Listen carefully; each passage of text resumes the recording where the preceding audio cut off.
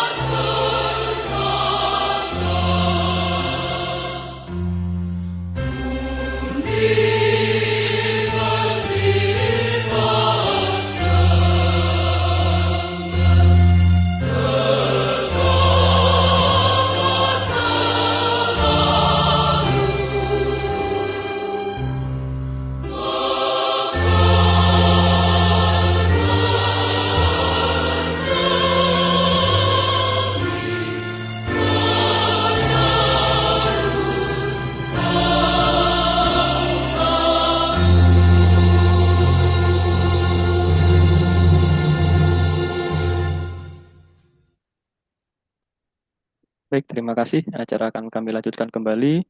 Bapak Ibu yang saya hormati, pemateri Bapak Arya Dega, Bapak Dr. Wijonarko selaku Ketua Jurusan. Baik, acara selanjutnya yaitu sambutan dari Ketua Jurusan Teknik Elektro, Bapak Dr. Insinyur Wijonarko. Kami persilahkan. Ya, terima kasih. Suara saya terdengar, nggih, Mas. Oke, bagus Pak. Monggo Pak. Assalamualaikum warahmatullahi wabarakatuh. Waalaikumsalam. Salam sehat selalu. Eh, Syukur Alhamdulillah, kita panjatkan kepada Allah Subhanahu Wa Taala yang pada hari ini kita bisa melakukan webinar gitu ya dengan seksama dan dalam kondisi sehat walafiat. Yang saya hormati Mas Arya BK ya, yang selaku pelopor di kegiatan kegiatan yang sifatnya ada drone dan ada AI gitu ya. Beliau merupakan seorang yang menggeluti ini ya, kegiatan ini gitu ya. Dan yang saya hormati eh, rekan-rekan di jurusan Teknik Elektro yang sudah memberikan ini ya waktunya untuk mengadakan kegiatan webinar ini untuk mengatur suasana akademik di lingkungan teknik elektro.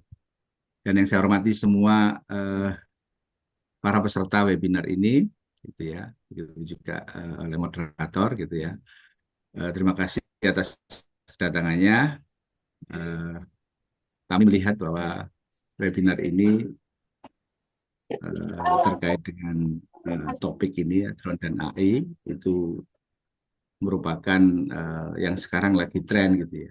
Kalau di dunia kemiliteran mungkin ini sudah jalan gitu ya.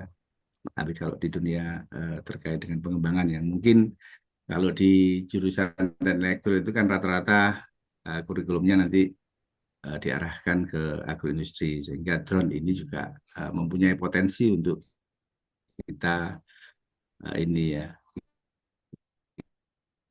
kita,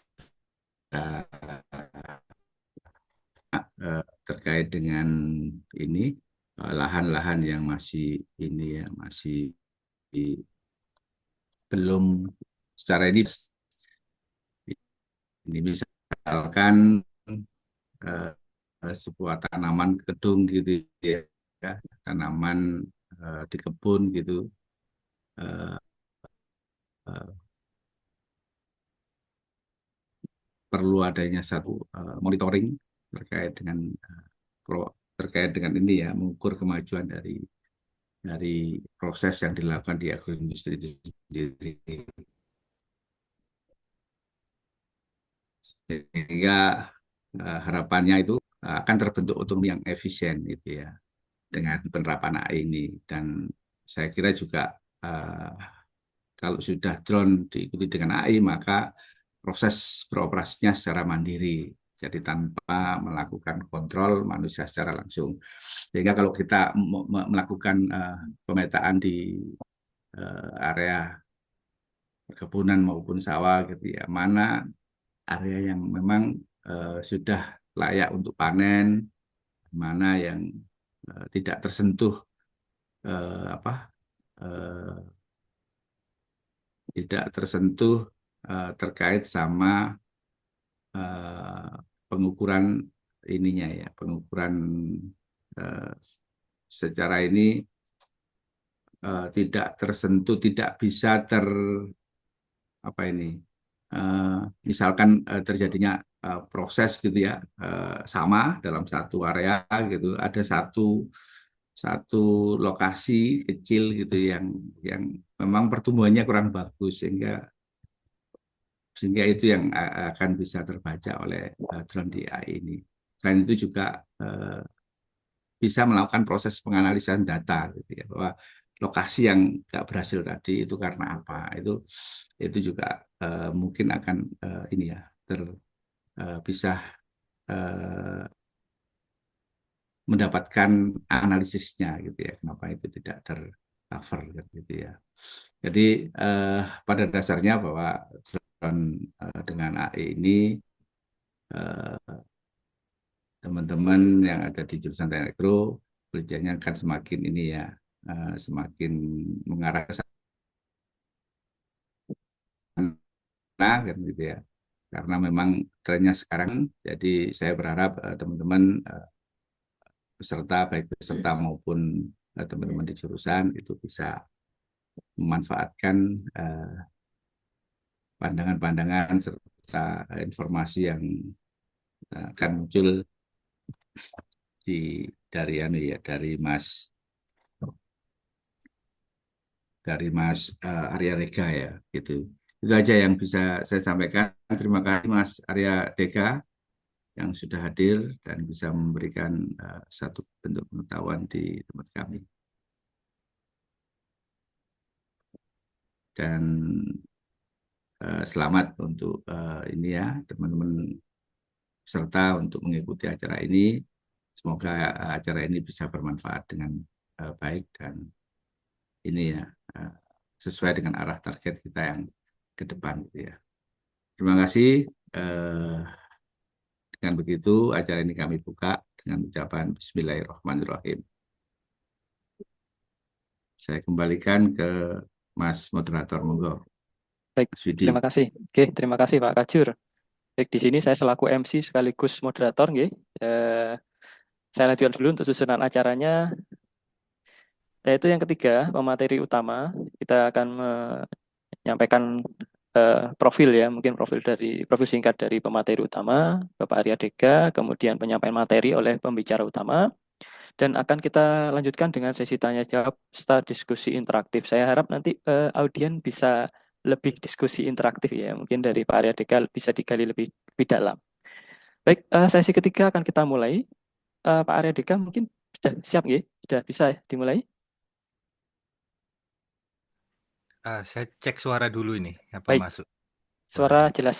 Oke,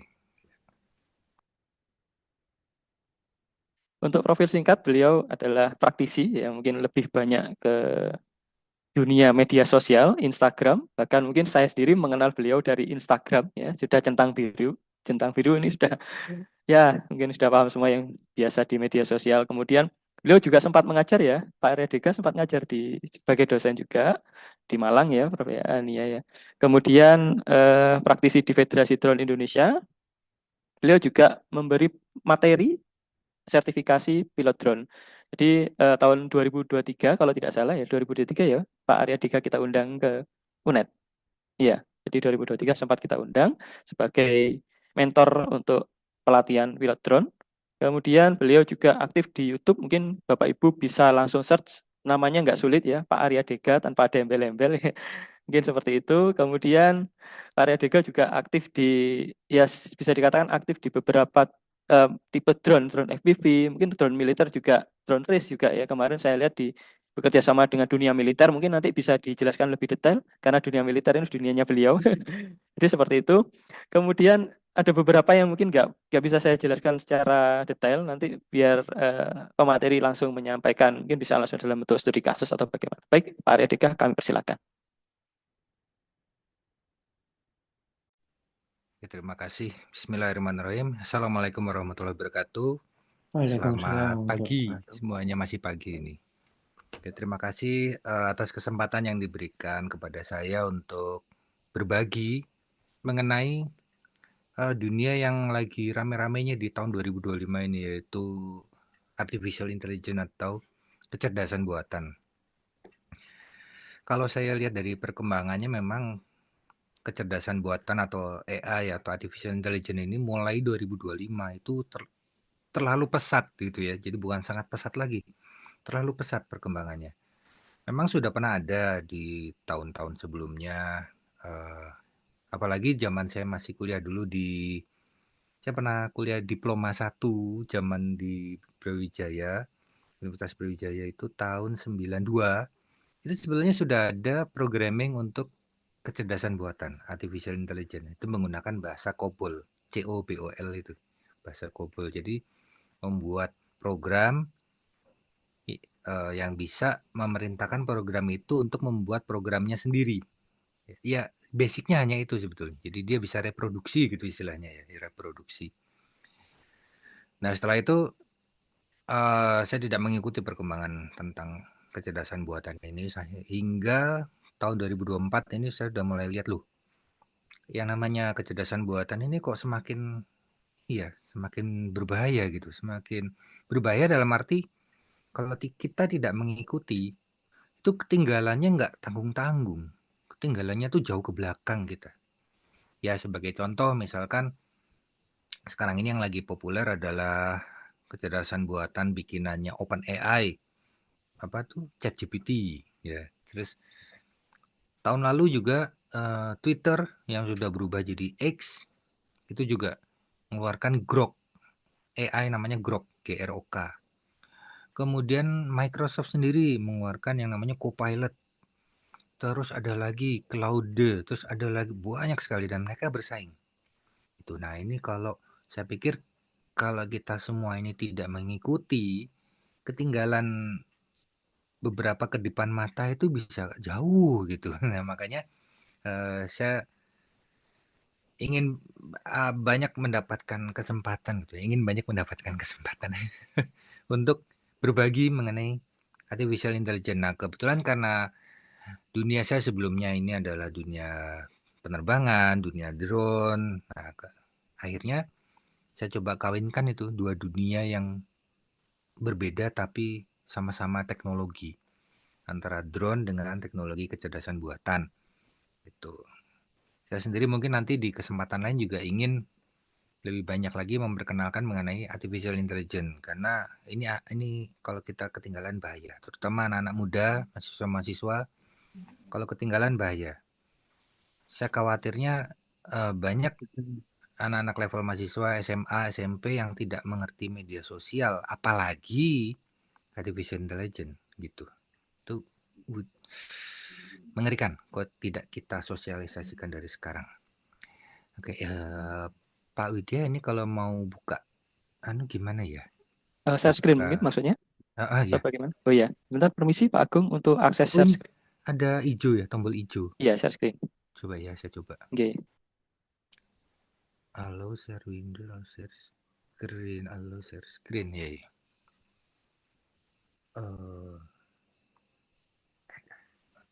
Bentar Pak. Saya Iya, agak karena bingung. Pak Aryadega ini biasa menggunakan aplikasi non Zoom, biasa menggunakan open source ya Pak Aryadega. Saya lebih biasa di depan papan tulis soalnya di Oh, dalam Pak tulis kelas. ya. Ya nggak apa-apa santai. Monggo. Nah ini nih, sebentar. Ini berarti caranya, maaf ya saya agak gaptek kalau untuk aplikasi perkantoran. Halo share Windows. Oh, halo share Windows. Coba, kalau begini keluar nggak kira-kira di situ? Silakan Ah, di share dulu. presentasinya keluar. Di share dulu Pak. Sudah di share. Ada Ini sudah share this sudah, window. sudah, Oke, sudah. sudah. Oh sudah. Oke, Oh, terima kasih. Monggo silakan Pak Aryadega. agak agak delay.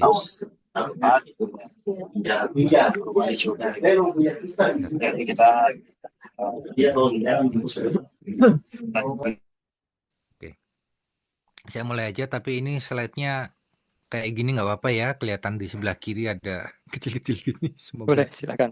tidak Yang penting mengganggu. materinya monggo. Oke. Jadi kita akan masuk mengenai teknologi drone dan AI atau artificial intelligence. Nah, temanya ini revolusi di langit digital gitu. Saya lanjutkan. Ini mestinya nggak usah. Maaf ya, ini eh, kesannya kayak nartistik nih. Gini. Eh, jadi tujuannya memahami bagaimana AI mengubah teknologi drone. Di sini evolusi teknologi drone. Nah, drone ini yang pertama ada drone manual, yang kedua drone semi otonom, yang ketiga drone AI. Ya, bentar, Pak.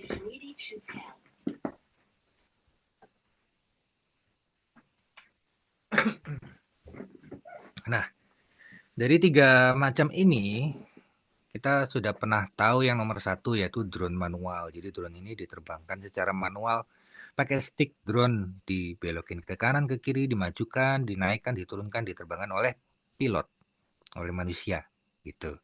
Kemudian yang kedua ada drone semi otonom. Jadi dia semi autonomous kalau bahasa Inggrisnya itu dapat dikendalikan menggunakan bantuan GPS dan sensor. Sehingga ketika drone itu kehilangan sinyal, maka dia akan bergerak secara otonom untuk pulang kembali ke tempat di mana dia berangkat tadinya. Nah, ini semi otonom. Kemudian yang ketiga yang sekarang akan kita bahas bersama yaitu drone AI. Dia mampu berpikir dan bertindak sendiri dengan artificial intelligence atau kecerdasan buatan. Bedanya di situ. Nah, antara autonomous dengan kecerdasan buatan itu berada di dalam pengambilan keputusan. Kalau otonom atau autonomous itu lebih ke arah otomatisasi gitu. Jadi otomatis begini sesuai flowchart gitu ya, itu otonom. Sedangkan kalau artificial intelligence dia tidak hanya otomatisasi tapi dia juga bisa berpikir, dia bisa menganalisa kebiasaan yang lalu, kemudian dia akan mengeluarkan output sebuah keputusan yang baru. Itu drone AI seperti itu. Itu idealnya. Tapi pada kenyataannya belum banyak yang sampai ke situ teknologinya. Berikutnya komponen utama drone. Nah, ini sebetulnya basicnya aja. Jadi drone itu sendiri mungkin bapak-bapak ibu-ibu di sini yang dari teknik elektro udah tahu juga ya. Ada sensor inersia momentum unit, ada GPS, kamera dan lidar, ada flight controller, ada otak dari drone-nya itu sendiri.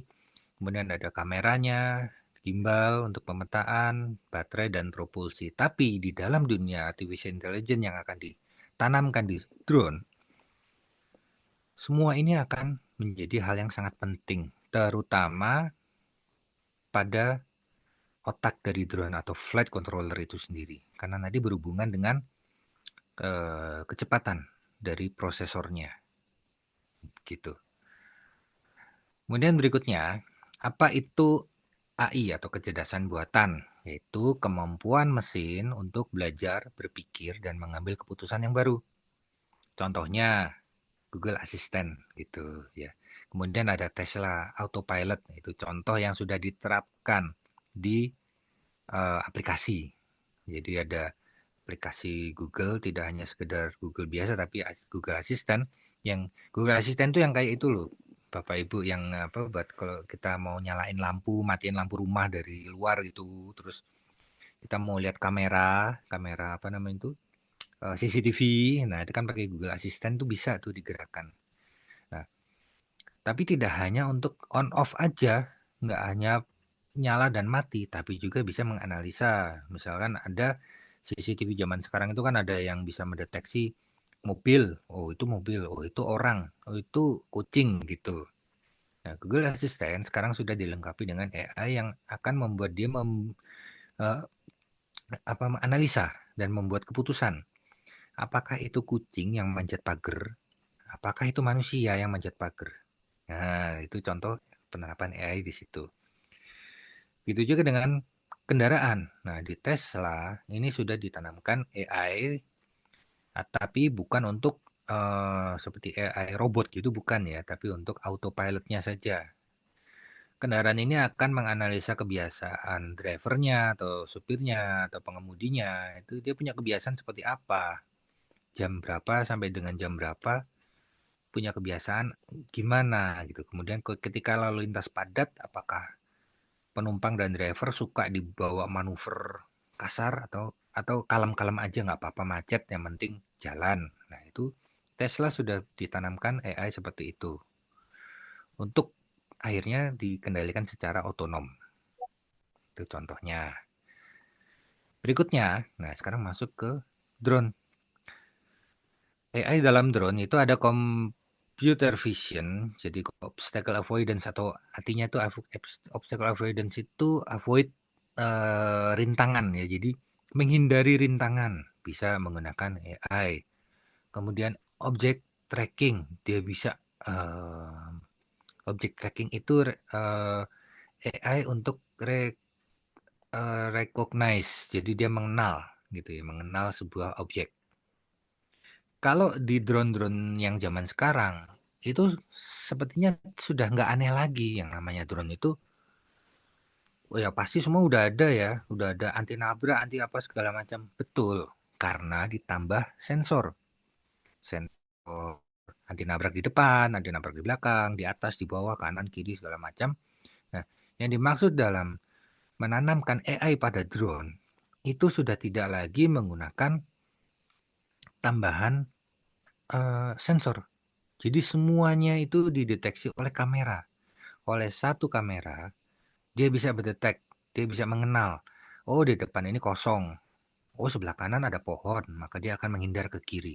Sebelah kiri ada tembok, dia ke kanan. Hanya dengan kamera saja. Tidak ada tambahan lagi sensor-sensor ultrasonik, sensor infrared. Nah, itu udah nggak ada lagi. Itu kalau drone sudah ditanam AI di dalamnya. Itu. Jadi perbedaannya di situ akan kelihatan banget. Kemudian machine learning, jadi mempelajari pola penerbangan. Ini biasanya digunakan untuk docking. Nah, drone yang zaman sekarang itu sudah mulai orang-orang yang pemetaan, survei, dan segala macam itu menggunakan drone docking.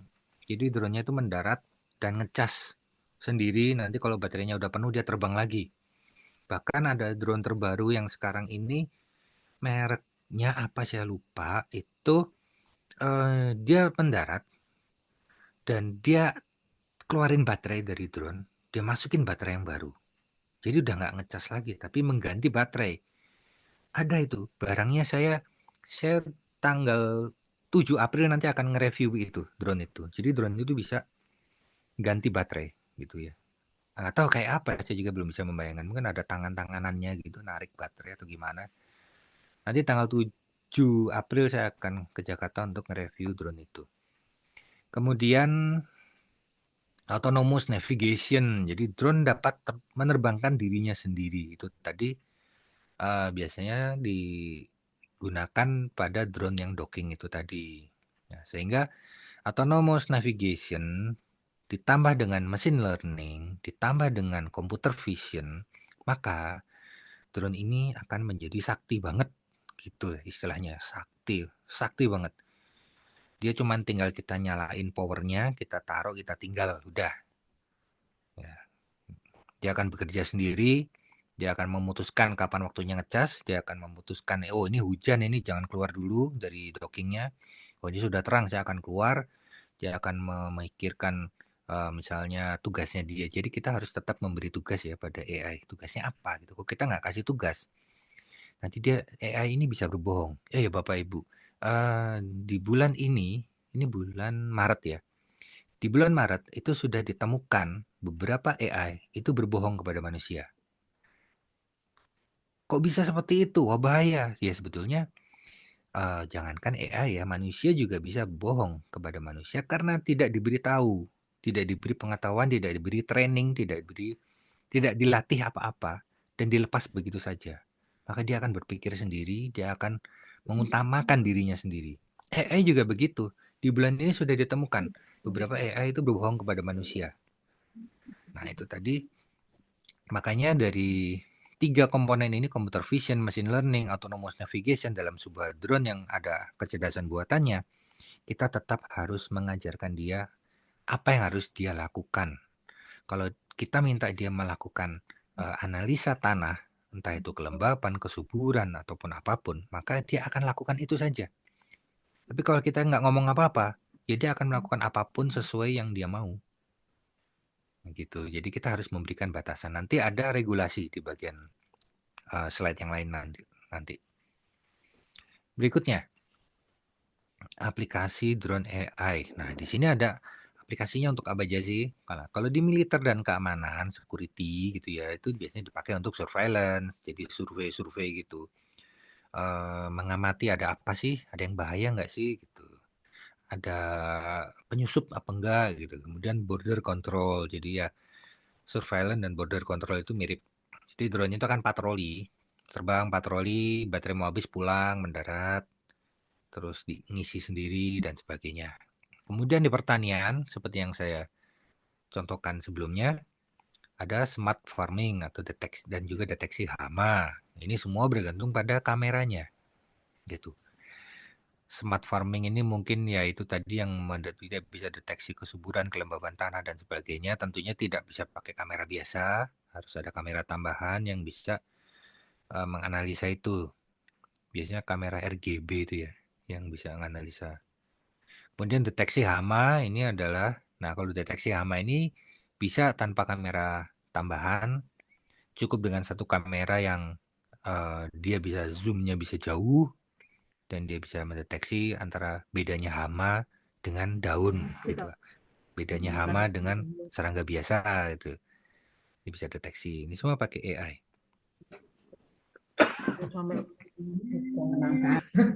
Kemudian di logistik.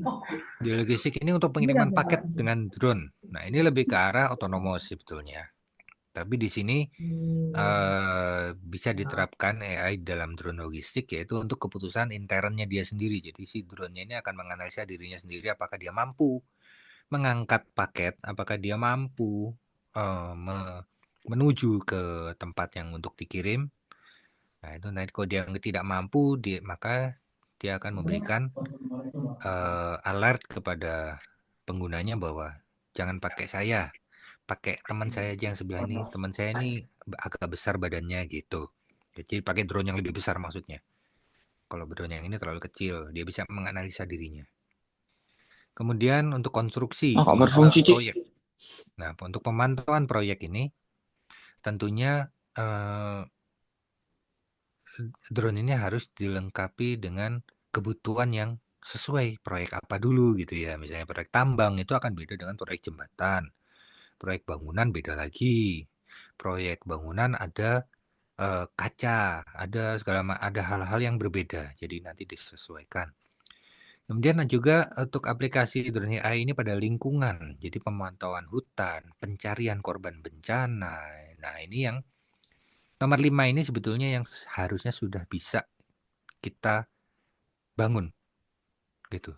Jadi dia bisa memantau hutan, bisa mencari korban bencana tanpa harus dikendalikan secara manual. Jadi di scan aja gitu ya. Drone-nya kita suruh scan area 10 hektar. Cari di 10 hektar koordinat ini ada korbannya nggak? Nah, drone itu akan mencari. Ya, nah di poin nomor 5 ini juga ada yang sekarang nih yang kemarin saya baru ikut launching itu adalah UTM. Jadi UTM itu UAS atau UAV Traffic Management. Jadi ketika melakukan pemantauan, pencarian ataupun surveillance itu kita menggunakan multi drone, jadi lebih dari satu drone, maka dibutuhkan yang namanya UAV Traffic Management supaya nggak tabrakan drone-nya gitu. Nah, kemarin itu dari Terra Drone nggak salah. Terra Drone itu meluncurkan software, jadi itu dalam bentuk software. Yang terakhir media dan sinematografi, jadi pengambilan gambar secara otomatis. Ini masih belum populer, tapi memang dari 6 poin ini pengaplikasian AI pada drone ini masih terbuka lebar untuk inovasinya. Masih jarang gitu. Berikutnya tantangan teknologi drone AI. Nah, tantangannya ini drone dikasih AI nggak semua drone bisa gitu. Karena kita harus perhatikan baterai dan daya tahannya. Drone butuh efisiensi energi yang lebih baik. Jadi kalau drone sudah menjalankan perintah AI, itu dia akan menyedot resource yang besar. Dia akan menggunakan prosesor sangat maksimum sehingga sumber dayanya pun akan tersedot banyak. Nah, di sini harus seimbang antara kekuatan prosesor dan kekuatan baterainya, kapasitas baterainya, dan berat dari drone-nya. Itu harus sesuai. Kalau nggak sesuai, ya susah. Memang harus penelitian dan sesuai kebutuhan. Yang berikutnya regulasi dan etika, batasan hukum dan privasi. Regulasi dan etika di sini adalah ketika drone kita beroperasi menggunakan kecerdasan buatan, maka di situ harusnya kalau di Indonesia belum ada mungkin ya untuk regulation. Artificial Intelligence Regulation mungkin di Indonesia belum ada, tapi di Eropa dan Amerika sudah. sudah disahkan, sudah banyak disahkan juga revisi-revisi mengenai regulasi penggunaan artificial intelligence, karena di penggunaan artificial intelligence ini dia harus mengumpulkan data sebanyak-banyaknya untuk bisa berfungsi dengan baik. Nah, dalam melakukan pengumpulan data itu harus dibatasi. Jangan sampai melanggar privasi orang lain ataupun privasi usernya sendiri gitu. Jadi ada regulasi dan etika. Jadi sebetulnya teknologi AI ini ya gampang susah sih, ribet tapi praktis gitu ya, ribet secara regulasi tapi praktis dalam penggunaan. Kemudian yang berikutnya keamanan data, jadi ancaman peretasan drone. Ketika AI kita ini sudah berjalan di drone, kemudian ada operator lain yang dia ahli juga dalam mengoperasikan AI, dia ahli dalam hacking, maka bisa terjadi kemungkinan ketika drone kita sedang terbang itu kan kita nggak ngawasin karena dia sudah pinter, dicuri gitu. Kalau dicuri datanya nggak bisa, dicuri drone-nya. Nah, bisa jadi seperti itu. Jadi benar-benar harus dipertimbangkan keamanan data. Yang terakhir adalah cuaca dan lingkungan. Jadi AI perlu menyesuaikan dengan kondisi eksternal. Ini adalah 4 poin yang kelihatannya remeh. Tapi begitu drone kita sudah ditanam AI, maka 4 poin ini jadi sangat penting. Jadi kita udah punya drone canggih, dia bisa mikir sendiri. Tapi dicuri orang pada saat lagi terbang ya, itu kan jadi kacau gitu. Atau kita punya drone sudah aman, dikasih kerangkeng besi, bisa terbang tapi kuat gitu. Tapi baterainya nggak kuat tahan lama, baru 5 menit udah jatuh habis baterainya. Jadi ini benar-benar 4 hal ini yang menjadi kunci bagaimana kita akan membuat sebuah drone yang ditanam artificial intelligence. Berikutnya ini mengenai masa depan. Sampai sini dulu mungkin ada yang mau ditanyakan. Ini close window-nya gimana ya? Saya mau close dulu. Stop share mungkin Pak Arya. Stop share. Close window, share this window. Gak ada. Di mana ya? Di atas, Pak, biasanya. Warna Atas. merah. Kursor di atas itu biasanya Pak Arya. Di atas yang oranye ungu ini ya. Stop share ya, ada tulisan stop share. Oh iya ada. Stop sharing. Oke. Ya, gitu ya. Oke. Gimana ini Pak Arya? Kita lanjut ke sesi tanya jawab atau demo alat dari Pak Arya ini? Karena kalau saya lihat ini Pak Arya ini lebih langsung ke praktis ya. Jadi ada beberapa drone. Bukan beberapa, sepertinya banyak ya drone-nya sudah dihandle sama beliau. Dari skala, kalau di sini skala pendidikan atau skala institusi atau mungkin skala praktis, karena di sini sepertinya dari audien ini juga banyak dari teknik sipil. Monggo Bapak Ibu dari teknik sipil juga ada, dari teknik elektro ada, mungkin Pak Arya mungkin dari konteks yang akan kita bahas mungkin bisa sipil, bisa elektro. Sepertinya seperti itu kalau saya lihat dari audiennya, atau mungkin dari yang lain, monggo. Kita buka sesi tanya jawab seperti itu Pak Arya. Berapa pertanyaan? Atau kita kasih durasi? Bebas aja. Bebas ya. 2 jam, ini baru jalan berapa? Waktunya 2 jam, ini jam 10.43 waktu Indonesia Barat ya. Masih panjang. Iya, masih panjang. Baik, monggo Bapak Ibu kita sharingnya istilahnya interaktif ya, mungkin istilahnya interaktif. Dari Bapak Ibu mungkin ada juga yang sudah terbiasa menggunakan drone, mungkin dari skala drone apa, mungkin bisa disampaikan ke praktisi saat ini, Pak Arya, monggo. Saya langsung reset atau Bu Ani, monggo. Pak Widya izin bertanya Siap, boleh? monggo. Bu Ani tanyanya ke Pak Arya gitu. Monggo. Bu Ani dari teknik sipil. Ya. Terima kasih Pak Widya. Salam kenal Pak Arya. Salam kenal Bu. Kebetulan kami di sini mengoperasionalkan untuk laboratorium manajemen konstruksi sama SIG, Sistem Informasi Geografik. Nah, salah satu memang kami memiliki drone itu yang kecil Pak, yang Mavic Mini itu ya. Mavic Mini berapa tuh, kecil banget ya, kayak capung itu yang istilahnya. Mungkin ya hanya skala praktikum ya Pak. Nah, kalau kami bisa mendapatkan kaitannya kan, kalau mengoperasikan drone ini harus punya sertifikat ya Pak ya. Oh iya. Sertifikat itu hanya tanda kompetensi aja, Bu. Ya. Oh gitu, karena Iya, kemarin tuh kan kebetulan kami juga mengikuti pelatihan yang di Pustral UGM itu Pak. Jadi iya. untuk bisa mengoperasional drone itu harus punya sertifikat itu ya Pak. Jadi Oh, SPUKTA ya, sertifikatnya SPUKTA itu ya. Nah kalau sebetulnya gimana? mungkin kan jangkauannya nggak seluas kalau kita memang benar seperti konsultan atau apapun itu. Nah, apakah kalau di dunia praktikal itu juga diperlukan adanya sertifikasi itu, Pak, untuk operasional drone-nya? Karena kalau drone di kami ya drone untuk pemetaan sepertinya nih, Pak ya, batas wilayah seperti itu, Pak. Nah, Iya. oke, gitu Pak Arya. Iya, Terima iya. kasih, mungkin itu yang ingin saya tanyakan. Iya, sama-sama. Langsung saya jawab aja ya. Nanti keburu lupa. Silakan Pak Arya, langsung aja. Silakan. Jadi Oke. begini Bu, untuk sertifikasi pilot drone itu sebetulnya ada di regulasi apa tuh PM 37 tahun 2021 itu disebutkan kalau kita menerbangkan drone kita yang pertama beratnya di bawah 25 kg dan untuk kebutuhan hobi, rekreasi, edukasi itu tidak perlu ngurus sertifikat pilot drone. Itu ada di peraturan menteri di ayat berapa saya lupa, itu disebutkan seperti itu.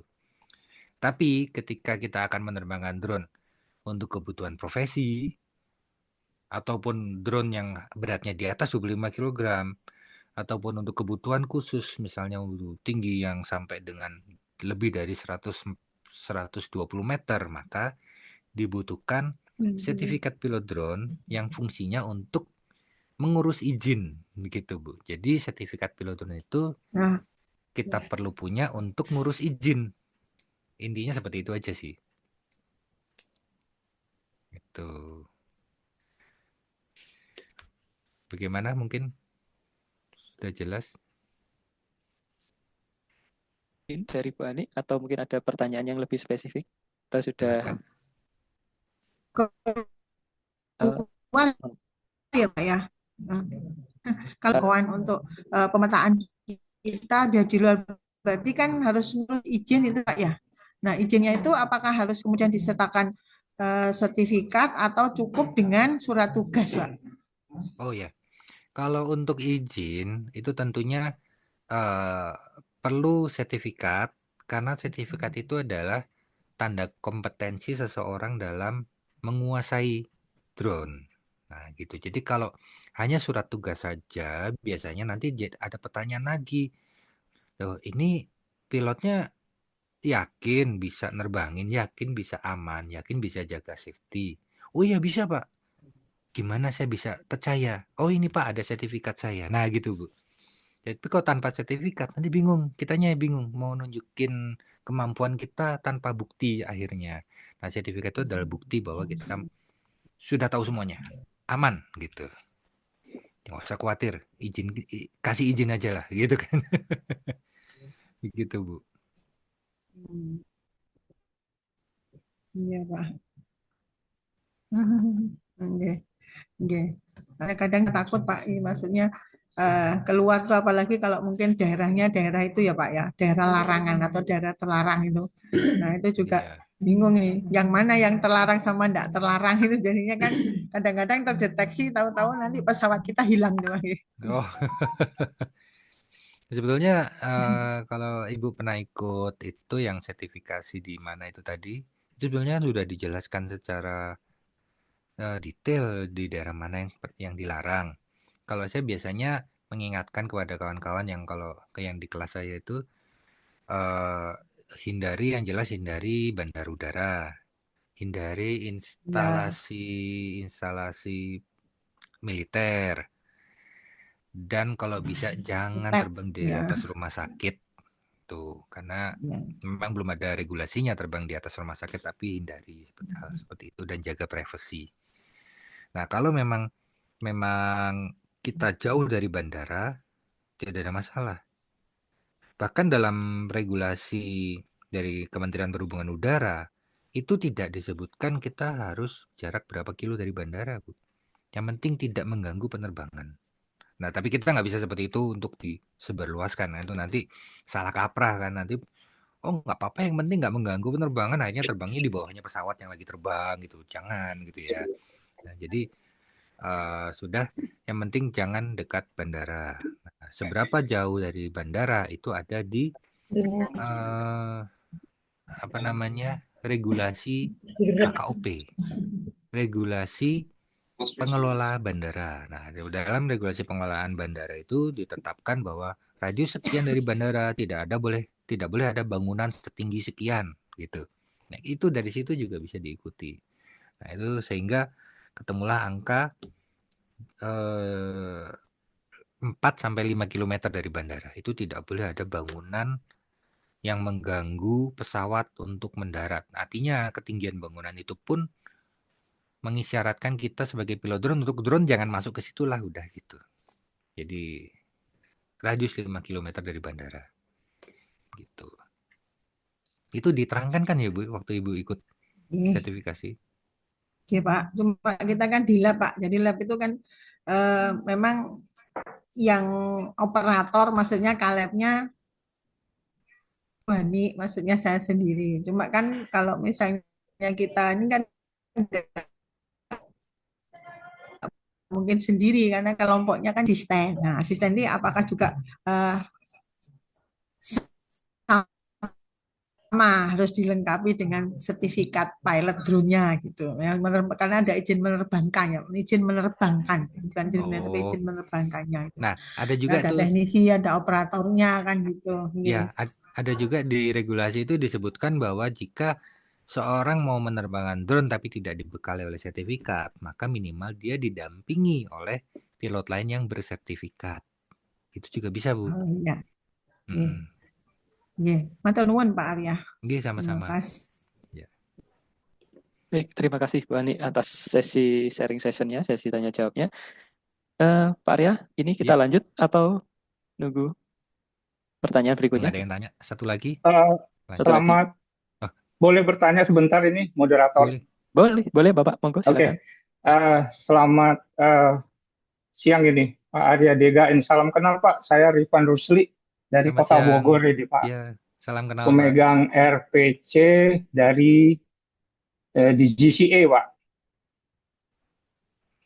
Ini kaitannya dengan drone dan AI, yang kaitannya dengan regulasi dan peraturan yang tadi ini kan. Ini di DKPPU sampai hari ini kan belum ada unit yang mengurus drone. Jadi DKPPU ini masih menyatu dengan perizinan untuk RPC-nya itu bergabung dengan pesawat berawak. Artinya dikelola oleh penerbang-penerbang oleh yang berawak, Pak. Sementara ini kan belum berawak ini, Pak.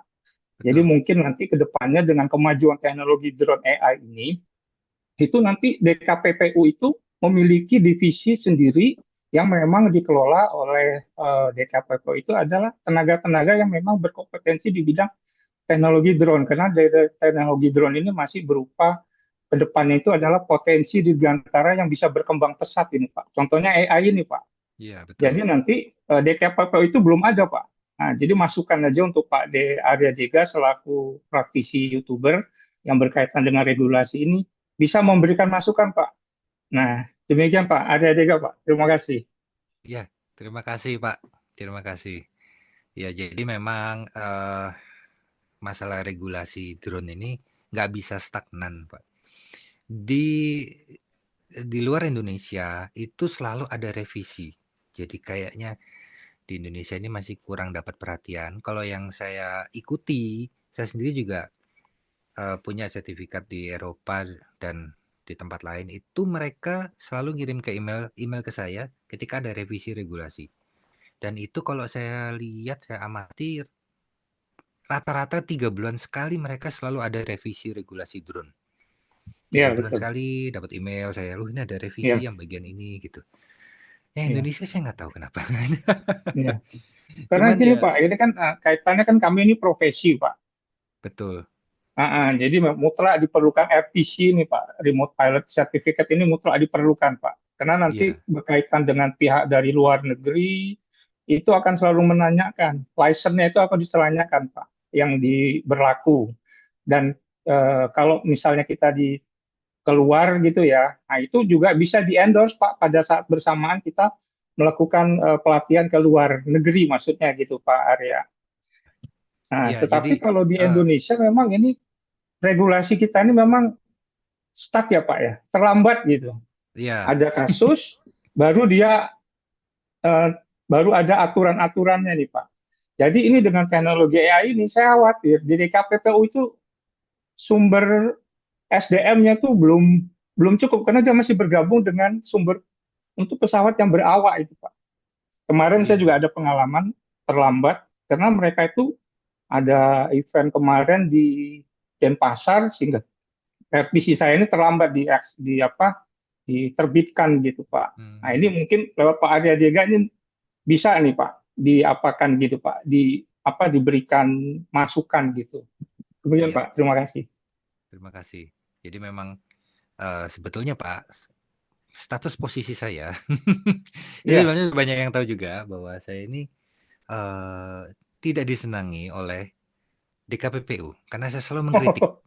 Saya selalu mengkritik. Betul, Karena betul. kalau saya nggak mengkritik, nggak ada orang lain yang mau mengkritik. Akhirnya saya coba, Ya, ya udah saya kritik deh.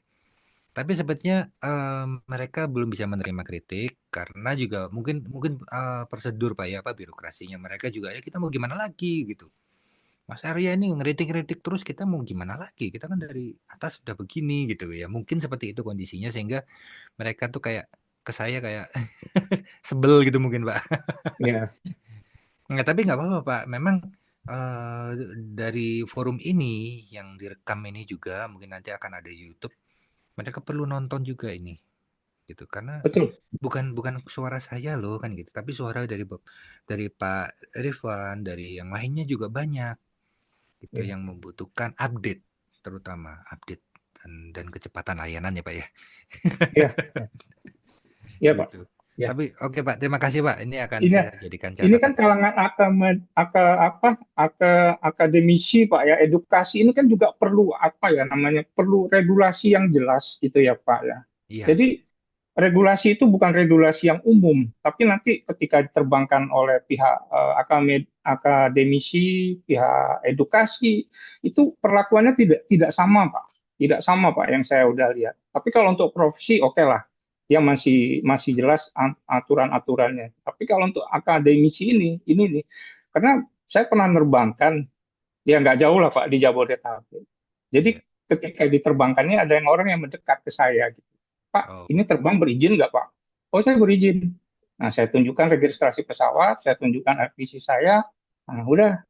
Jadi mungkin seperti itulah Pak. Nanti akan ada tantangan, apalagi nanti AI Pak. Wah lebih kencang lagi Pak. Saya khawatir nanti jadi KPPU itu tidak bisa mengejar gitu lah. Mungkin karena keterbatasan juga mereka tuh lebih update kepada pesawat-pesawat yang berawak gitu Pak.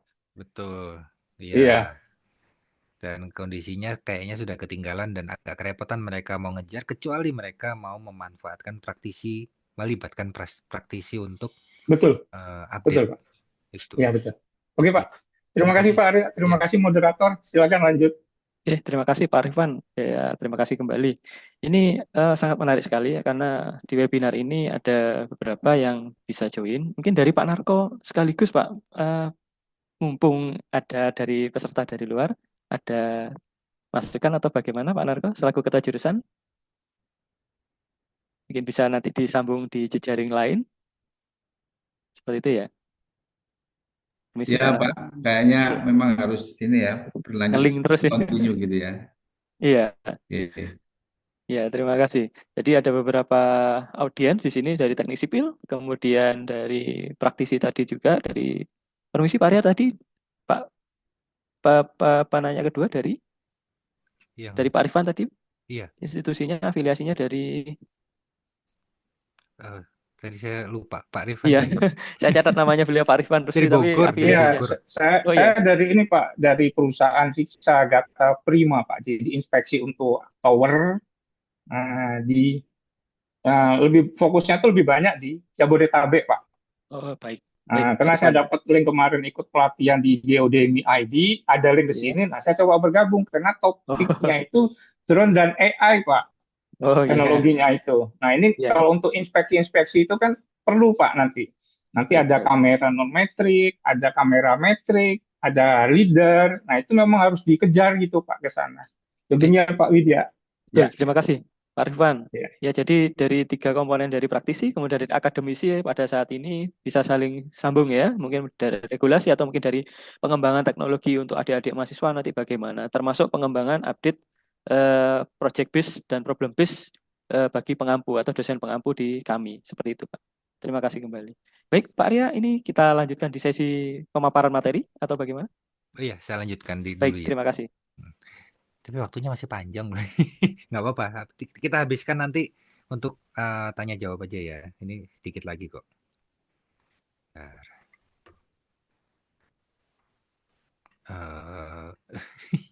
Share screen. Terus share window. Share this window. Oke. Semoga sudah keluar di sana. Oh, udah ya. Ya, saya lanjutkan.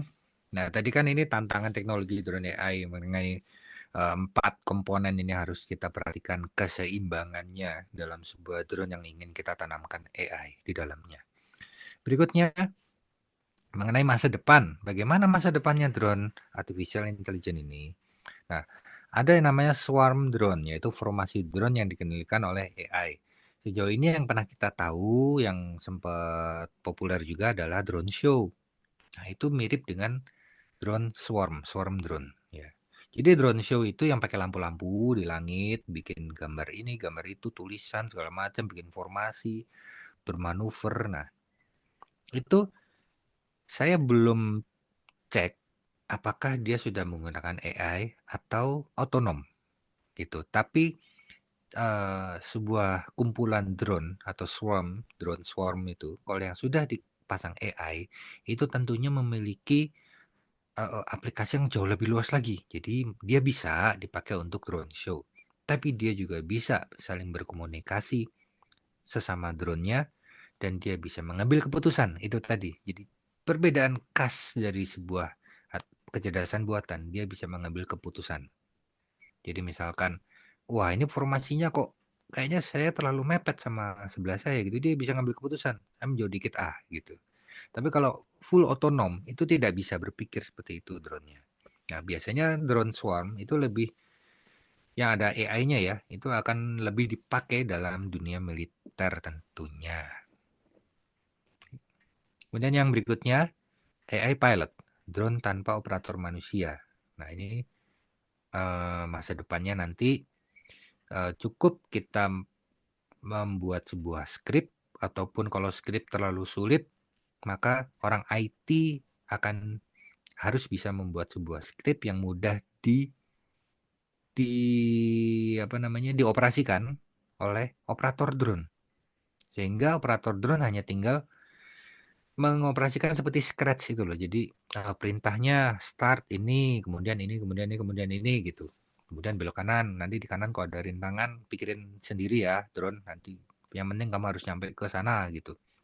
Nah, pada akhirnya dunia pilot drone itu juga akan terpengaruh karena nantinya AI yang sudah ditanamkan dalam sebuah drone yang tujuannya untuk pengambilan gambar, untuk merekam adegan, dokumentasi, bisa jadi nantinya cukup dengan sebuah paket AI yang diinstal di drone itu. Nah, mau ngambil gambar yang mana? Yang pertama, drone-nya diterbangkan dulu, drone biasa untuk mengambil foto lokasi. Yang kedua, drone AI yang ada AI-nya disiapkan, dibeli lingkaran daerah mana aja yang mau direkam atau mau difoto, terbangkan drone AI-nya, maka drone AI itu akan mengambil gambar yang jauh lebih bagus daripada kalau kita sendiri yang ngambil gambar. Itu bisa terjadi. Sangat-sangat bisa terjadi. Sehingga nanti sertifikasi pilot AI gitu. Bukan sertifikasi pilot drone lagi. Loh, tapi ini bisa terjadi. Jadi makanya saya sudah untuk 2025 ini saya berhenti dulu untuk membuka kelas sertifikasi pilot drone. Karena kalau hanya berkutat di dunia sertifikasi saja, saya akan ketinggalan jauh. Nah, makanya saya sekarang lagi bongkar-bongkar tentang AI dan nantinya kayaknya bakalan ada sertifikasi pilot AI gitu. Kemudian yang berikutnya ada Edge AI, yaitu pemrosesan data langsung di drone tanpa cloud. Ini tentunya drone besar karena proses data pada drone. Ini nanti masa depannya ya. Kemudian integrasi yang terakhir, 5G dan IoT atau Internet of Things. Drone semakin terhubung dan responsif. Saya nggak bisa mengutarakan dengan kata-kata untuk poin yang terakhir ini. Karena ini benar-benar ada di imajinasi kita semua. Bahwa sebuah drone tidak lagi tergantung pada sinyal Wi-Fi ataupun sinyal remote control yang terbatas. Dia komunikasi menggunakan paket data 5G, yang mana kita tahu semua bahwa 5G itu kecepatan datanya sudah sangat-sangat cepat, beda dengan 4G. Dan dia sudah terhubung juga dengan Internet of Things. Ya, Internet of Things itu kalau contoh sederhananya itu kayak apa namanya, aplikasi yang di rumah itu, home security itu ya, ada CCTV, ada lampu kamar bisa mati nyala sendiri di jam tertentu. Itu kan sekarang udah ada itu. Kemudian nanti nyalain TV di jam tertentu supaya seakan-akan rumahnya ada orangnya, nanti jam sekian dimatiin lagi secara otomatis padahal kitanya lagi di luar negeri gitu ya. Jadi rumah itu dibikin hidup seakan-akan ada orangnya. Itu IoT, Internet of Things. Sehingga saya tidak bisa menjelaskan dengan kata-kata bagaimana nanti drone dengan kecepatan internet yang sangat tinggi, ada AI-nya dan terhubung dengan Internet of Things. Nanti Bapak Ibu sekalian yang bisa coba membayangkan seperti apa. Karena ini memang konteksnya masa depan drone AI. Berikutnya, studi kasus Amazon Prime Air. Jadi Amazon Prime Air ini kargo pengiriman barang. Jadi penggantinya, kalau di kita tuh penggantinya JNE, JNT gitu-gitu. Ini layanan dari Amazon. Ya, menggunakan AI untuk pengiriman barang. Jadi keuntungannya cepat, efisien, ramah lingkungan. Tantangannya regulasi dan keamanan. Selalu tantangannya ada pada regulasi. Karena ketika teknologi sudah siap, teknologi yang dibuat dengan ramah lingkungan, efisiensi tinggi, dan kecepatan tinggi sudah siap digunakan, kepentok dengan regulasi dari pemerintah. Yang mana pemerintah sendiri biasanya agak tertinggal untuk perkembangan teknologi yang cepat ini. Jadi seperti yang tadi sudah dibahas sebelumnya ya. Saya harap pemerintah, regulator mau menggandeng praktisi-praktisi dari kampus-kampus, banyak banget itu yang saya yakin Bapak Ibu dosen juga bersedialah untuk menjadi narasumber bagi ininya untuk regulasi. Ya untuk karena memang manfaatnya untuk kembali ke kita lagi. Kalau tidak segera ada regulasi yang jelas ya kita juga yang kesulitan akhirnya. Berikutnya kesimpulan. Artificial intelligence atau kecerdasan buatan itu mengubah cara drone beroperasi di berbagai industri. Jadi memang kita sudah jangankan drone, keahlian seseorang dalam mengoperasikan AI itu juga akan banyak merubah di berbagai industri. Misal saya sudah familiar dengan menggunakan ChatGPT dibandingkan kawan saya yang pekerja keras, maka posisi saya bisa berada di atasnya dia. Karena saya bisa tahu bahwa kerja kerasnya dia efisien nggak. Kan gitu. Dari AI. Kalau ternyata kerja kerasnya dia nggak efisien, saya bisa laporin ke bos. Bos, itu si A kerjanya nggak efisien loh. Kok bisa? Nah, karena saya udah tanya-tanya di AI atau ChatGPT, saya bisa menerangkan dengan jelas, dengan logis, dan dengan pembuktian. Akhirnya kawan kita yang memang pekerja keras itu tersisihkan. Itu yang sedang mulai merambah dunia industri, persaingan tenaga kerja. Apakah ada kelasnya yang untuk ngajarin jadi operator AI? Ada. Nanti Pak Widya yang akan mengadakan. Kemudian berikutnya, teknologi ini berkembang pesat, tapi masih ada tantangan. Ya, yaitu regulasi tentunya. Ya, tantangan regulasi, di mana regulasi ini sendiri harus benar-benar tidak hanya sekedar regulasi mengizinkan atau tidak mengizinkan, itu enggak cuma sekedar itu. Tapi efek sampingnya apa, harus ada regulasi. Apakah membahayakan environment ini apa namanya? Lingkungan, ya, berbahaya untuk lingkungan apa enggak? Itu regulasi di situ. Jadi enggak hanya boleh dan tidak, enggak hanya sesimpel itu. Kemudian masa depan drone AI itu tentunya lebih cepat, akan lebih cerdas, dan akan semakin otonom. Yang saya khawatir nanti suatu saat drone-nya bisa bikin drone sendiri, itu yang saya khawatir. Jadi beranak gitu drone. Kan ya siapa tahu gitu. Oke, sampai di sini. Terima kasih. Jadi ini akun media sosial saya. Mungkin nanti kita bisa saling follow.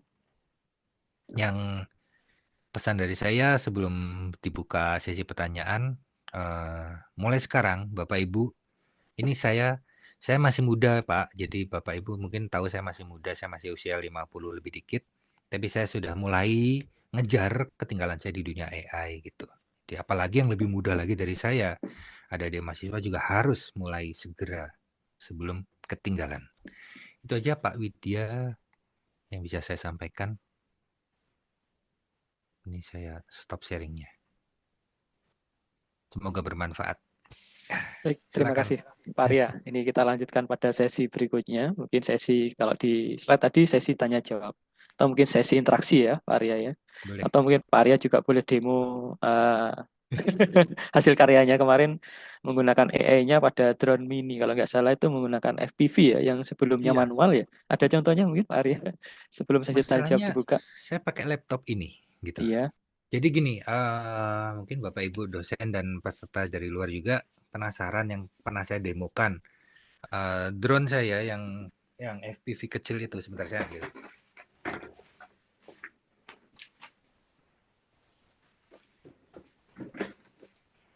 Sambil lalu Bapak Ibu mungkin ada yang mempersiapkan pertanyaan, ya bisa langsung open mic atau mungkin raise hand ya, sambil Pak Arya menyiapkan contoh demo produk yang akan ditunjukkan. Sebenarnya ada beberapa demo produk yang sering disampaikan di channel YouTube beliau ya, mungkin channel IG Demo atau mungkin produk di kesannya saya berjualan.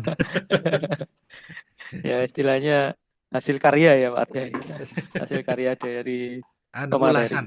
Oh, Hasil ulasan, review, ya baik. Sepertinya review mungkin istilahnya, ulasan tentang aplikasi dari beberapa drone. Yang sebelumnya ini adalah drone manual ya, first person view atau FPV. Nah, ya, jadi kemarin saya coba itu di drone FPV ini karena kebetulan pas di depan saya adanya ini yang standby itu, jadi saya noleh itu, ada drone ini di sebelah saya itu, ini saya shout, langsung saya sambungan. Tapi pada intinya tidak harus menggunakan drone ini. Sebetulnya AI yang saya tanamkan di drone itu detection gitu ya. Jadi object detection, bukan object recognition. Jadi pendeteksi objek, bukan pengenalan objek. Jadi ingat, itu ada dua macam. Karena sekarang ini sudah mulai lagi AI berkembang setelah objek detection. Sekarang meluncur lagi yang namanya object recognition yang pada akhirnya menjadi face recognition. Nah, drone saya ini baru bisa face, istilahnya kalau muka ya, face detection aja. Jadi dia bisa deteksi muka, deteksi lampu, deteksi barang-barang manusia. Tapi dia belum bisa mengenal apa bedanya saya dengan orang sebelah saya gitu. Dia belum bisa. Nah, tapi basicnya itu bukan di drone-nya sebetulnya. Basicnya adalah di istilahnya programnya, di script-nya. Karena dengan kamera apapun bisa. Saya pengen ngasih contoh, tapi saya nggak tahu kalau di Zoom meeting ini akan bekerja atau tidak. Sebentar ya, saya coba. Karena semuanya masih saya pasang di laptop, belum saya pasang di board yang terpisah. Mungkin share screen layar laptop mungkin, Pak Arya. Share screen lah ya, mau tahu aja sih. Ya nggak apa-apa, nggak apa-apa. Privasi nanti. Video bisa Nggak, Pak. nggak. Dan jangan lupa audionya di-share juga kalau ada Oh, audio. boleh. Audionya kalau, kalau ada. Bentar. Bentar ya. Ini kan kemarin soalnya saya otak-atiknya. Berarti ini share apa ya? Share layar gitu ya, Mas ya? Iya, share satu tampilan di layar, tapi ya bisa. Share screen nggak apa-apa sih, nggak Share ada. screen all. Iya, share screen all maksudnya. Share entire screen. Kayak gini? Ya. Betul sekali. Oh, oke. Jadi kemarin itu saya menggunakan ini. Di sini ada apa namanya model ya, mapping model. Jadi ada orang, motor, mobil, dan ini ada 80 model di sini. 80 model ini kemudian saya jalankan dari sini. Nah, sebetulnya intinya hanyalah sebuah kameranya saja, gitu. Intinya hanya kameranya saja. Sekarang saya jalankan mana sih? Ini bukan ini. Nanti surat cinta saya kebuka semua. Bentar. Di mana ya saya nyimpen catatan saya ini?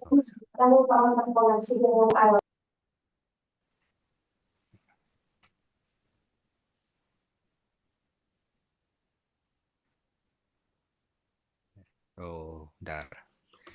Soalnya komputer ini kan mendeteksi beberapa kamera yang terpasang. Jadi ini saya harus rubah. Kemarin kamera drone. Nah, ini source-nya harus saya ganti. Source-nya ini kamera 0 nggak salah. Laptop ini. Saya juga agak lupa. Semoga betul. Wih, bukan. Oh, ini kamera ini, kamera HP.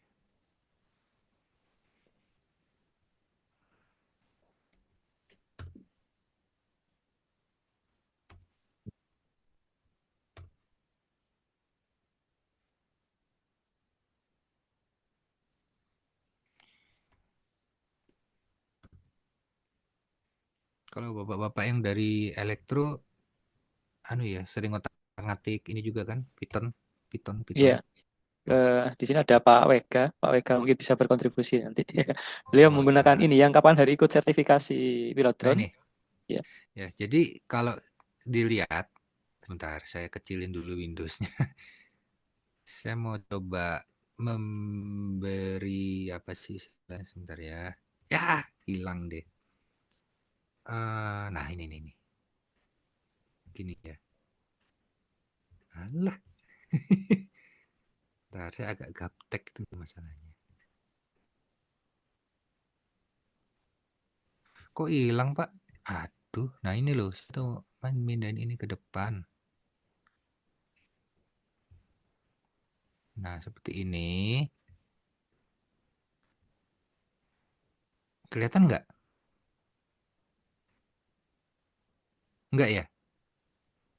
Itu ada laptop ya Pak ya, ada keyboard gitu ya, tulisannya iya, pas betul. di. Nah, ini sebetulnya kan saya pakai ini Pak, pakai HP. Iya. Kamera Iya. HP. Ya. Nah, Iya. jadi intinya sebetulnya pakai kamera drone apapun bisa. Person. Ada person, ada clock, Ya, ada backpack, ya, dia betul Pak bisa ya. detect. Ya, tapi ini masih salah-salah, harus diperbaiki gitu. Iya. Ini ada ini TV, dia bilang TV padahal papan tulis. Iya. Gitu. Untuk mensinkronkan dari kamera drone ke program YOLO-nya ini mungkin Pak Arya bisa Nah, disampaikan. untuk mensinkronnya, tapi sebelumnya Bapak-bapak juga harus lihat juga akibatnya ya nih, akibatnya. Kalau mungkin bisa melihat, ini bisa kelihatan nggak nih? Aduh, yang biru-biru ini. Biru-biru kelihatan? Layar biru kelihatan ya? Iya, bisa. Seperti itu kerjanya. Jadi bayangkan, kalau saya tidak menggunakan laptop ini pakai laptop. maka speed dari scanningnya dia itu akan melambat. Kendalanya di percobaan saya seperti ini. Jadi ketika saya pakai laptop ini MacBook Pro M1 masih belum bisa sekencang itu belum bisa. Bagaimana jika boardnya itu ditanamkan di drone? Maka pertimbangannya juga akan lebih banyak. Saya berhentikan dulu sebentar. Matiin share-nya, sudah selesai nih. Stop sharing. Udah berhenti ya share-nya ya? Udah nggak share kan ini Pak? Sudah, Pak. Oke, ya. Sudah. Nah, jadi sebetulnya masalahnya ada pada processing. Jadi kembali lagi ke processing. Kalau kamera itu nggak ada masalah Pak. Kamera itu misalkan saya pakai, sebentar ya, saya pindahin ke, nah, kalau saya pakai ini kemarin, sebetulnya terus kemudian saya pakai yang kayak gini pun bisa. Saya mau pakai yang mainan kayak gini pun bisa, yang penting ada kamera. Dan kamera ini nanti terhubungnya tergantung, karena saya pakai MacBook, maka ini harus pakai USB-C ke drone-nya. Gitu. Atau pakai kayak ginian Pak. Nih. Nah, kayak ginian nih. Converter. Jadi dari HP saya yang terinstall DJI Fly, karena kemarin saya pakai DJI ini ya, maka saya tampilkan gambarnya dari kamera ini ke HP pakai kabel gitu. Nah, kemudian ataupun wireless juga bisa. Kemudian dari HP ini saya sambungin pakai video capture ke laptop sini. Nah, dari sini baru diambil tuh gambar. Diambil di serial nomor berapa tadi? Service nomor berapa? Masuk ke Python-nya. Begitu. Kuncinya cuman itu aja. Kuncinya cuman di situ. Nah, sebentar saya matiin lagi kameranya. Pindahin lagi. Nah, ini. Salah. Saya kehilangan kamera saya. Nah, jadi intinya itu, jadi tujuan sebetulnya bagaimana untuk menampilkan dari sini ke kok itu tadi ya bisa detek itu sebetulnya nggak sulit Pak. Itu hanya scripting aja, programming dan ngelatih. Yang sulit itu bagaimana caranya mindahin laptop saya ini ke sini. Itu yang sulit.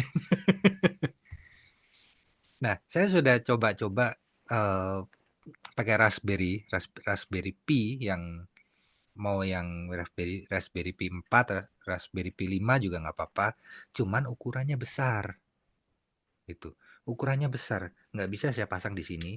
Bahkan di sini Raspberry Pi 4 itu kok nggak salah 8 kali 5, 8 cm kali 5 cm. Ini kalau saya pasang di drone ini besar Pak. 8 cm kali 5 cm gitu. Akibatnya apa?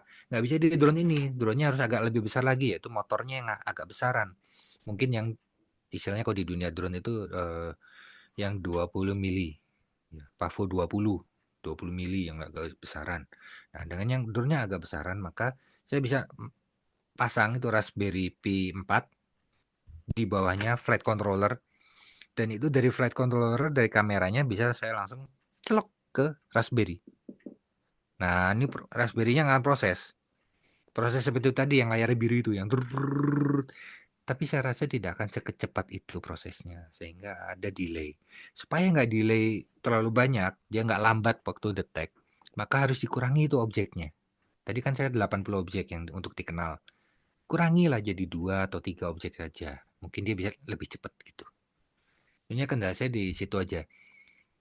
Saya belum apa namanya? Belum coba selain Raspberry. Mahal Pak soalnya. Dananya belum ada juga. Ada satu lagi namanya Jet apa ya? Jetson atau apa ya namanya? Dia based on Nvidia. Itu harganya 4 juta. Itu saya yakin bisa. Ukurannya kecil, harganya 4 juta, prosesornya GPU Nvidia. Wah, itu pasti canggih. Dan satu lagi, jadi yang pertama itu tadi ya. Satu lagi, dengan menyambungkan Raspberry atau Jetson itu tadi ke flight controller, maka kita bisa memerintahkan drone itu untuk berjalan sendiri. Kita bisa memberikan perintah di Raspberry untuk menggerakkan flight controller. Gitu, Pak. Jadi nanti drone itu cukup kita nyalain powernya, kita lempar aja, set, dia terbang. Dia akan menuju ke tempat yang kita suruh. Itu udah kebayang sih di saya, cuman masih keterbatasan dana, nanti ngajukan proposal penelitian dulu ke siapa yang nggak tahu. Mungkin ada yang mau ditanyakan dulu untuk diskusi. Baik, Bapak Ibu, ini sesi kedua untuk sesi tanya jawab. Kami persilakan untuk Bapak Ibu mungkin ada yang ingin menanyakan atau ingin sharing. Di sini ada beberapa peserta yang dari luar sudah masuk juga ini Pak Arya. Oh iya, banyak Iya. ya, 71, 72. Iya, 70 lumayan Banyak. pesertanya lumayan. Monggo silakan Bapak Ibu, mungkin ada kita masih ada durasi sekitar 25 menit.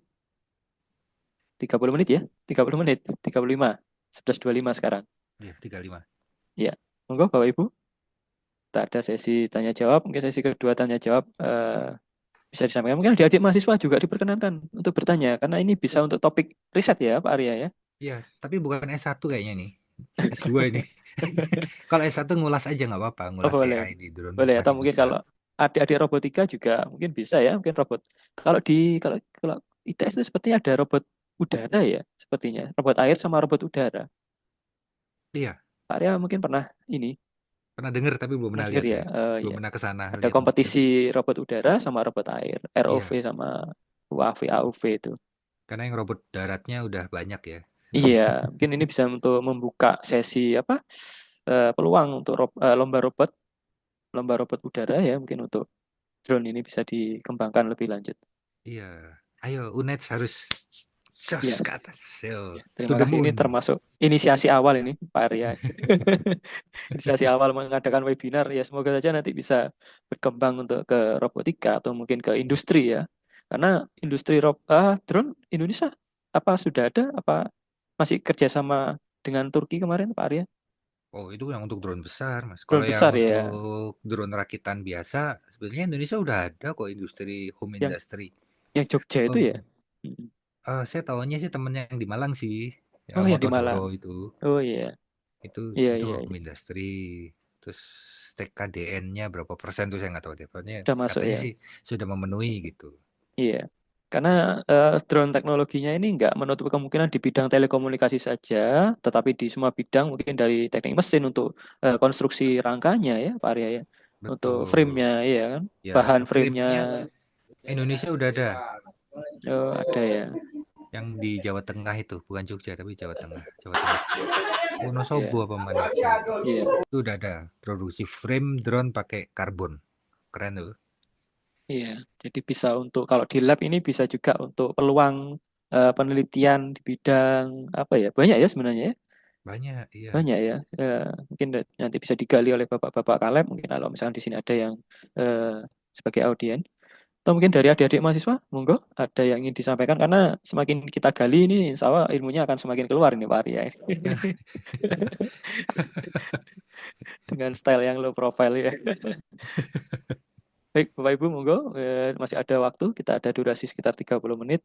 Tadi sudah ditunjukkan beberapa contoh review ya dari pemateri bahwa drone ini sekarang sedang berkembang ya, dikombinasikan dengan AI ya. Jadi seperti itu.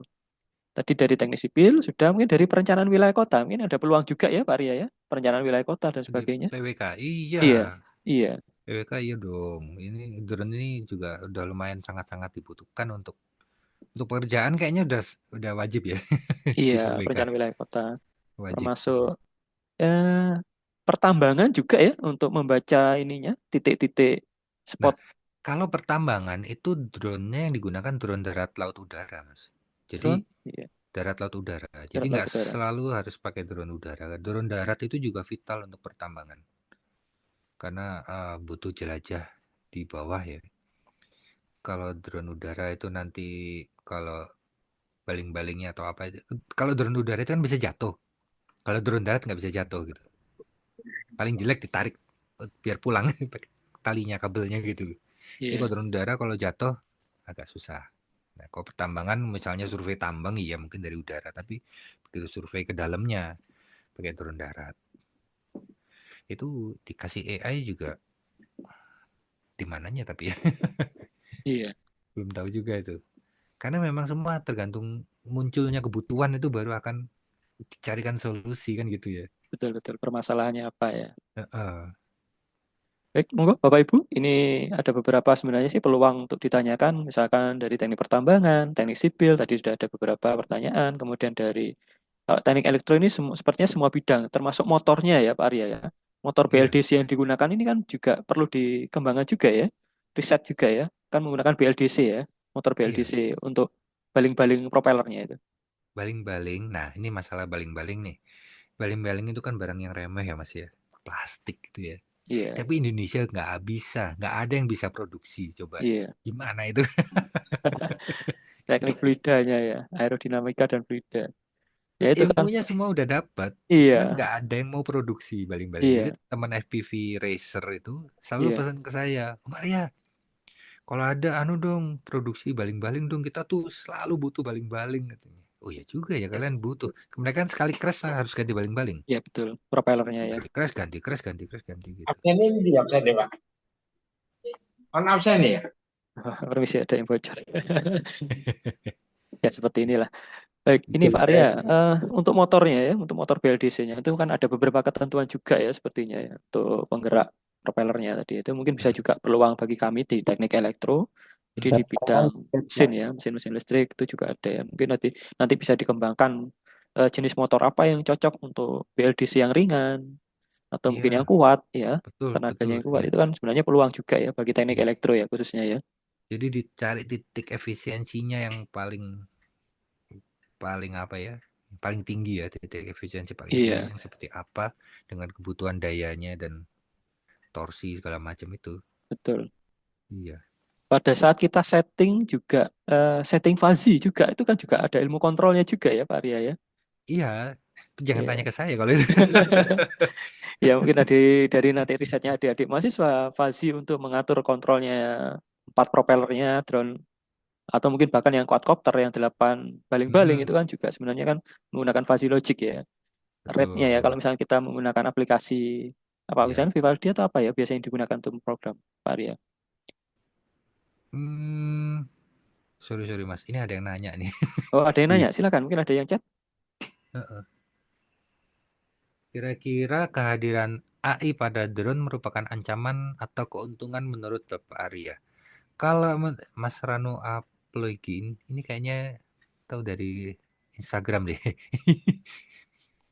Kehadiran AI itu merupakan ancaman bagi pekerja yang tidak mau berkembang dan merupakan keuntungan bagi perusahaan yang ingin efisiensi.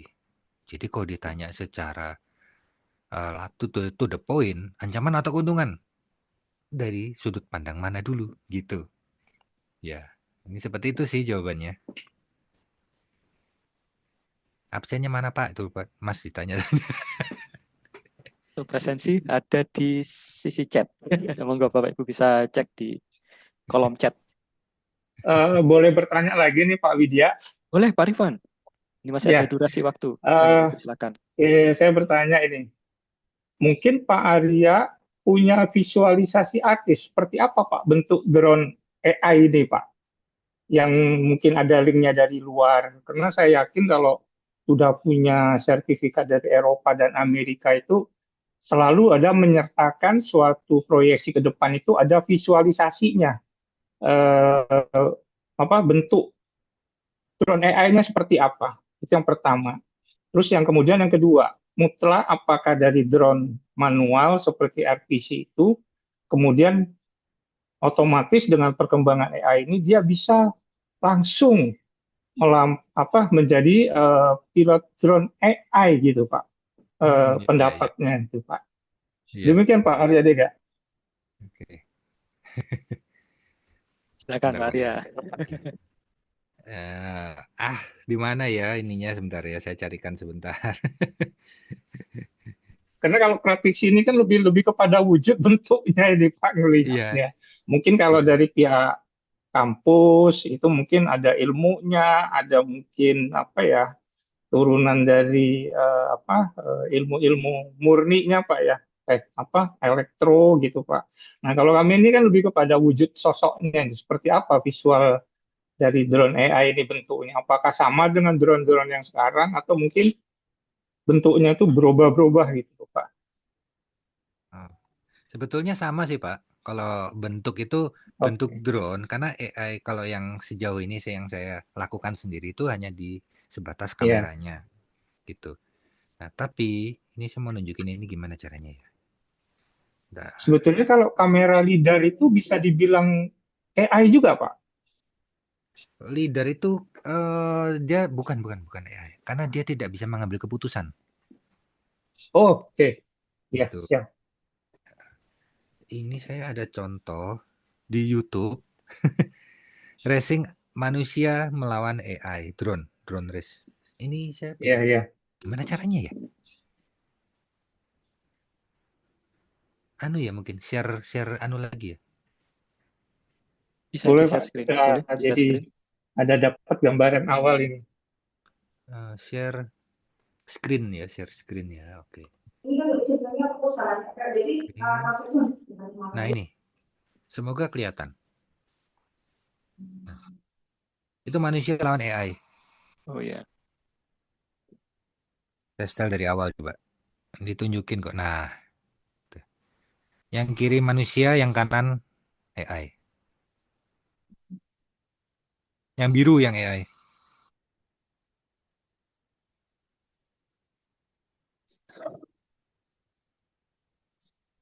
Menang AI-nya ya. Jadi bentuk drone-nya sama, Pak.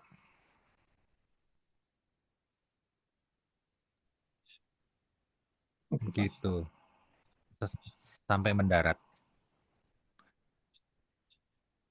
Berarti skillnya lebih bagus AI ya Pak ya, kalau melihat dari human. Itu Pak, kayak gitu Pak, terbangnya. Presisi banget. Manusia susah mau terbang gitu. Iya boleh. Iya, tapi gitu deh. Berhentinya dia kasar. Itu Pak. Jadi bentuknya tetap. Ini balik lagi gimana caranya? Oh ini ya. Stop sharing. Oke. Jadi bentuknya sama. Apapun bentuknya, tapi diambilnya itu dari kamera, dari matanya. Dia harus kamera itu untuk matanya dia. Gitu. Terus tadi pertanyaannya apa lagi, Pak? Maaf. Yang kedua itu mengenai profesi drone manual, drone manual. Kemudian nanti kemudian ada teknologi AI, kemudian menjadi pilot drone AI gitu Pak. Itu. Iya. Apakah dia bisa nyambung atau mungkin ada sesi pelatihannya tersendiri Pak yang berkaitan dengan teknologi AI yang ada di dalam drone tersebut Pak. Itu Pak. Ada pelatihannya juga Pak. Jadi ada ya. AI itu tetap harus kita latih untuk dia mengenal kita.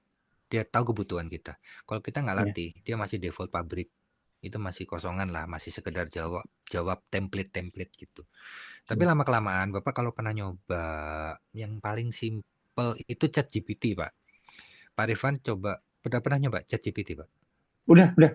Nah, Cuman hanya baru sebatas mencari informasi, tapi yang berkaitan dengan drone bagaimana Pak? ChatGPT ini Pak. Nah, itu semakin kita sering bertanya ke dia semakin kenal kita. Terutama yang versi berbayar ya.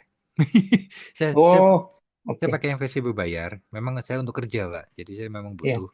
Misalnya saya daripada gaji asisten, saya gaji ChatGPT cuma 350.000 per bulan. Tapi saya dicariin informasi macam-macam, termasuk ini drone yang tadi saya praktekin bisa detect. Itu dari ChatGPT, Pak. Beneran. Pak. Dari ChatGPT. Bahkan ChatGPT ngasih saya saran baru lagi. Dia bilang, Mas Arya mau nggak dikembangkan menjadi face detection, nggak hanya recognition, jadi face recognition, nggak hanya detection objek aja. Duh, saya sampai ditawarin gitu Pak. Ngeri kan? Iya, boleh. Wah, itu berarti harus benar-benar orang apa ya yang yang menjadi operatornya itu harus benar-benar apa yang mempunyai itikat baik itu Pak. Kalau seperti itu Pak ada recognition Pak.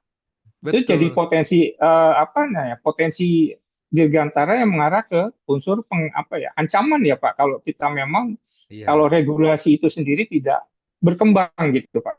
betul, betul Pak. Dan juga kitanya juga harus paham juga untuk programming. Jadi misalkan anak saya yang nanya-nanya dikasih jawaban seperti yang dikasihkan ke Iya, saya, anak saya juga baik nggak bisa Pak. apa-apa, cuman papa ini maksudnya apa, paling gitu kan. Iya, iya. Tapi kalau saya karena saya tahu programming, jadi saya tahu saya utak-atik gitu. Gitu. Nah, jadi Oke, tetap skill basic manusia tetap dibutuhkan dan baik, skill basic ini yang akan mendukung apa output dari AI-nya itu. baik Pak.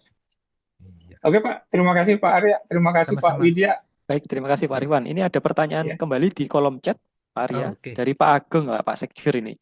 Untuk penggunaan drone di bidang kebencanaan di Indonesia, apakah sudah ada ini Pak Arya? Ini dari Pak Agung Drone di kolom chat. kebencanaan di Indonesia sudah Ya. ada Pak, sudah ada. Jadi untuk SAR ya.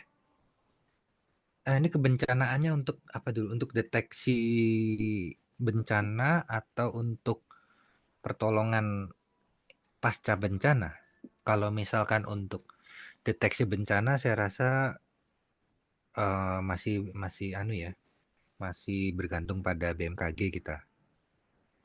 Tapi kalau untuk pasca bencana itu memang dikerahkan, itu banyak drone yang dikerahkan, ada drone yang 4 baling-baling ataupun drone yang fixed wing yang kayak pesawat gitu. Dia akan menyapu, menyisir area bencana, apakah ada korban di situ atau tidak atau gimana, seberapa parah kerusakannya. Sudah ada Pak.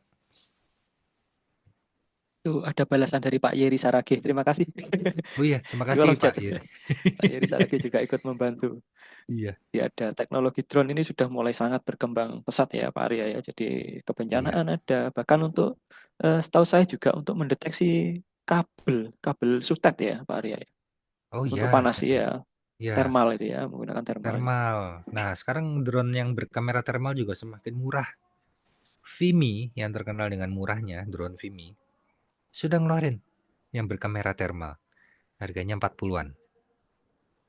Tapi itu thermal murah loh ya, 40 juta itu beneran murah itu karena dia bisa jaraknya lumayan jauh, dia bisa kameranya itu bisa deteksinya.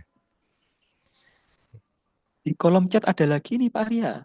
Ya. Dari Pak Jatmika, Possar Jember. Wah, ini pengguna drone SAR. Ini mungkin pertanyaan atau mungkin membantu menjawab ini Pak Arya. Oh, ya, membantu menjawab mungkin Pak. Mungkin membantu menjawab ya. Ini ada pengguna drone SAR ya. Iya. Iya. Betul. Ini dari Bapak Ibu ada lagi? Di kolom chat boleh. Nanti kita bahas. Masih ada sedikit waktu ini Pak Arya. Sekitar 18 menit ya. Iya, dikit waktu lagi ya. Waktu Jadi Indonesia Barat, dikit waktu ini. intinya nanti ini ada yang mau nanya lagi. Ada lagi satu lagi nih Pak. Mau tanya Pak, apakah sudah ada drone untuk di kebencanaan untuk deteksi objek yang tertimbun ini kasusnya ini? Misalkan terjadi bencana longsor dan sejenisnya ini Pak Arya. Belum. Yang tertimbun ya, yang tertimbun Yang itu tertimbun masih ini harus mungkin dari darat. maksudnya. Masih harus dari darat karena menggunakan apa namanya alatnya itu, bukan lidar. Apa sih yang kayak yang bisa nembus ke tanah itu loh Mas. Aduh, saya lupa teknologi apa itu, tapi itu masih baru di darat sih. Kalau di drone belum kayaknya, karena kan kalau kamera semahal itu ditaruh di drone, ada apa-apa sama drone-nya, kameranya ikut hancur. Serem. Iya. Geothermal, iya. Iya, kalau nggak salah geothermal ya. Jadi dia bisa nembus ke tanah. Itu kawan-kawan dari geodesi yang tahu persis itu. Untuk tahu di dalam tanah ini ada apa itu loh. Iya. Nah, tapi intinya di drone AI ini sebetulnya nggak hanya dari sisi teknologi pesawat drone-nya, tapi juga dari pilotnya ya. Jadi keterampilan kita memanfaatkan AI itu sangat penting. Itu 2025 ke depan ini kita semua harus terampil menggunakan AI. Kalau saya tidak terampil menggunakan AI, saya tidak akan bisa mengawinkan antara AI dan drone yang saya demokan itu. Tapi sebetulnya itu karena saya udah biasa gitu ya pakai AI. Saya sendiri pakai ChatGPT, DeepSeek. Ini masih kebuka di sini malah. Gemini. Terus satu lagi saya tutup. Ada satu lagi. Grok tapi GROQ bukan GROK. Dari 4 itu saya pakai secara yang terbaik. Kadang saya adu gitu hasilnya, ini copy paste ke yang sini. Gimana pendapatnya dia ini gini. Jadi keterampilan bukan hanya pilot drone tapi seseorang dalam mengoperasikan AI itu akan menentukan ke depannya nanti. Ke depannya dirinya nanti. Gitu. Bisa jadi saya bukan seorang pilot drone, tapi ternyata saya karena mengoperasikan AI dengan baik, saya bisa mendapatkan job drone yang sangat banyak, melebihi teman-teman pilot drone. Itu bisa jadi. Sangat mungkin itu. Iya. Iya. Betul sekali. Baik, Bapak Ibu mungkin ada lagi? Ini masih tersedia 15 menit ini. Kira-kira 15 menit ini. Cepat ya, tidak terasa ini sudah. Bapak Ibu mungkin ada satu pertanyaan lagi sebelum kita bacakan kesimpulan. Oh iya. Oke. Oke, terima kasih kembali Pak Randi atas pertanyaannya ya, ini di grup di kolom chat. Ada sesi pertama tadi ada 2 pertanyaan, sesi 3 ini lumayan banyak pertanyaan di kolom chat, ada 1 2 3 4 pertanyaan, 5 ini bahkan ya. Kemudian dari demo tadi ada beberapa ilmu yang bisa kita peroleh ya. Baik, monggo Bapak Ibu, masih ada durasi waktu sekitar 14 menit ini Pak Arya. Atau mungkin ada suatu hal yang ingin disampaikan lagi oleh Pak Arya perihal apa ya yang motivasi atau bagaimana ya Pak Arya biasanya Motivasi. ahlinya motivasi. Ini ada pertanyaan lagi. Oh, ada lagi pertanyaan. Baik, dari Bu Siti Nuraini. Pertanyaannya adalah, apakah drone dapat beroperasi 24 jam? Jadi sehingga dipasang seperti CCTV, Pak Arya. Ini bagaimana ini kira-kira? Nah, kalau secara teknis bisa. Karena saya sudah pernah coba di Parrot Anavi saya 36 jam, bukan 24 jam. Wow. Itu tipe Jadi Parrot Anavi. Parrot Anavi. Anavi Oke, itu saya catat dulu. di ngecasnya tuh di belakangnya gini, Mas. Ini misalnya Parrot Anavinya gitu ya. Bukan ini. Ini di belakangnya ada tancepan untuk USB-C untuk ngecas baterai. Itu saya tancepin pakai kabel USB-C yang tipis. Saya terbangin. Jadi ke dalam kondisi sambil ngecas. 36 jam kuat. Wow, 36 jam ya. Lebih dari 24 jam ya berarti. Setelah itu saya yang nggak kuat. Saya turun tapi panas motornya. Oh, gitu ya. Ya itu berarti tantangan berikutnya ya Pak Arya ya. Iya, nah tapi kalau tanpa kabel, jadi dilepas begitu saja, saya rasa perkembangan teknologi baterai untuk saat ini masih belum memungkinkan. Kalaupun memungkinkan, resiko dari motornya, Mas Widya mungkin juga paham ya untuk kekuatan motor itu. Iya betul. Panasnya itu juga harus bisa dilepaskan dengan baik gitu. Belum ada sejauh ini yang bisa terbang sendiri, Bu. Iya. Mungkin di luar batas kemampuan kita, mungkin seperti militer itu mungkin masih dalam tanda kutip mungkin masih dirahasiakan mungkin ya Pak Arya. Untuk yang fitur. Sekarang udah ada teknologi baterai baru solid state SS solid state baterai itu. Iya. Itu daya tahannya lebih tinggi, bobotnya lebih ringan, ngecasnya lebih cepat. Iya. Itu gempar itu dunia otomotif mobil listrik sekarang gara-gara baterai SSD itu. Karena teknologi baterai. Wah, ini yang udah terlanjur beli gimana nih, bentar lagi keluar mobil listrik yang teknologi baru kan gitu. Iya. Jadi tantangannya ada di baterai. Jadi ada banyak sekali permasalahan untuk saat ini yang masih perlu dilakukan penelitian. Mungkin bisa juga untuk peneliti ya, untuk dosen maupun mahasiswa. Tadi sudah motor, kemudian baterai khususnya ya, bagaimana dia bisa terbang 24 jam karena kita menggunakan propeller 4 ya, quadcopter atau bahkan lebih, pasti membutuhkan daya yang lebih besar. Betul. Kecuali menggunakan jet atau sebagainya itu mungkin beda lagi. Atau menggunakan VTOL ya, yang biasanya terbang ke atas vertical take off and landing, itu mungkin bisa juga lebih menghemat daya, itu mungkin bisa juga ya. Mungkin Bapak bisa Ibu, jadi bahan penelitian, Mas. Boleh. Untuk ini kita buka AI. Ini, kita bocoran ini. Penelitian apa ini? Drone pesawat terbang kayak di belakang saya ini. Oh ya. Yang ini kan dia kan ada aerodinamisnya, ada airfoilnya, sayapnya tuh. Iya, dia kan mengandalkan tekanan udara dan apapun lah itu yang untuk mempertahankan dia naik lagi gitu. Dipasang AI di situ dengan sensor temperatur suhu apapun sehingga dia bisa terbang terus. Dia Iya. akan, wah ini tekanan udah mau berkurang, dia cari tekanan tinggi yang lain atau suhu tinggi yang lain, dia belok, terbang lagi, naik lagi. Itu keren tuh kalau jadi penelitian. Iya, berarti banyak multi bidang ini Pak Arya. Kalau elektro saja mungkin ya kurang. Mungkin nanti dari beberapa bidang ilmu yang lain bisa Dari berkolaborasi ini. aerodinamika ya.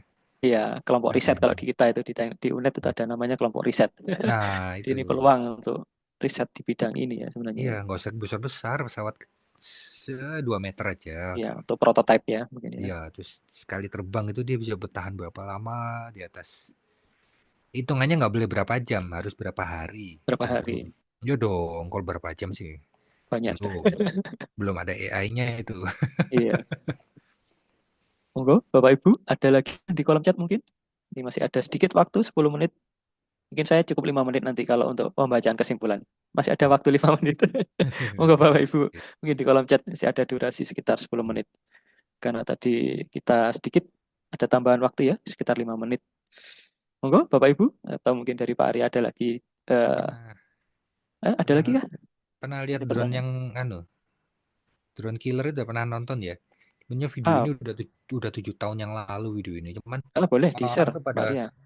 pada baru viral lagi, padahal 7 tahun yang lalu video ini. Boleh, monggo bisa di-share screen. Pasti udah pada pernah lihat. Sebentar ya, share screen. Oke. Pasti udah pada pernah lihat.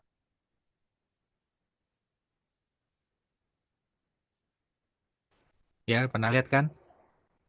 Oh. Ini seperti peluru ya berarti ya? Ya.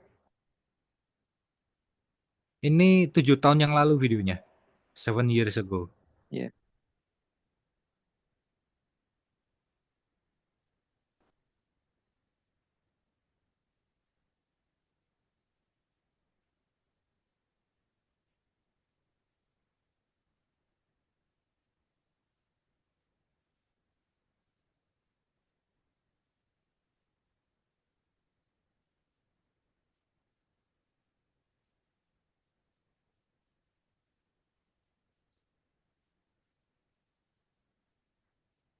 Saya cepat-cepat.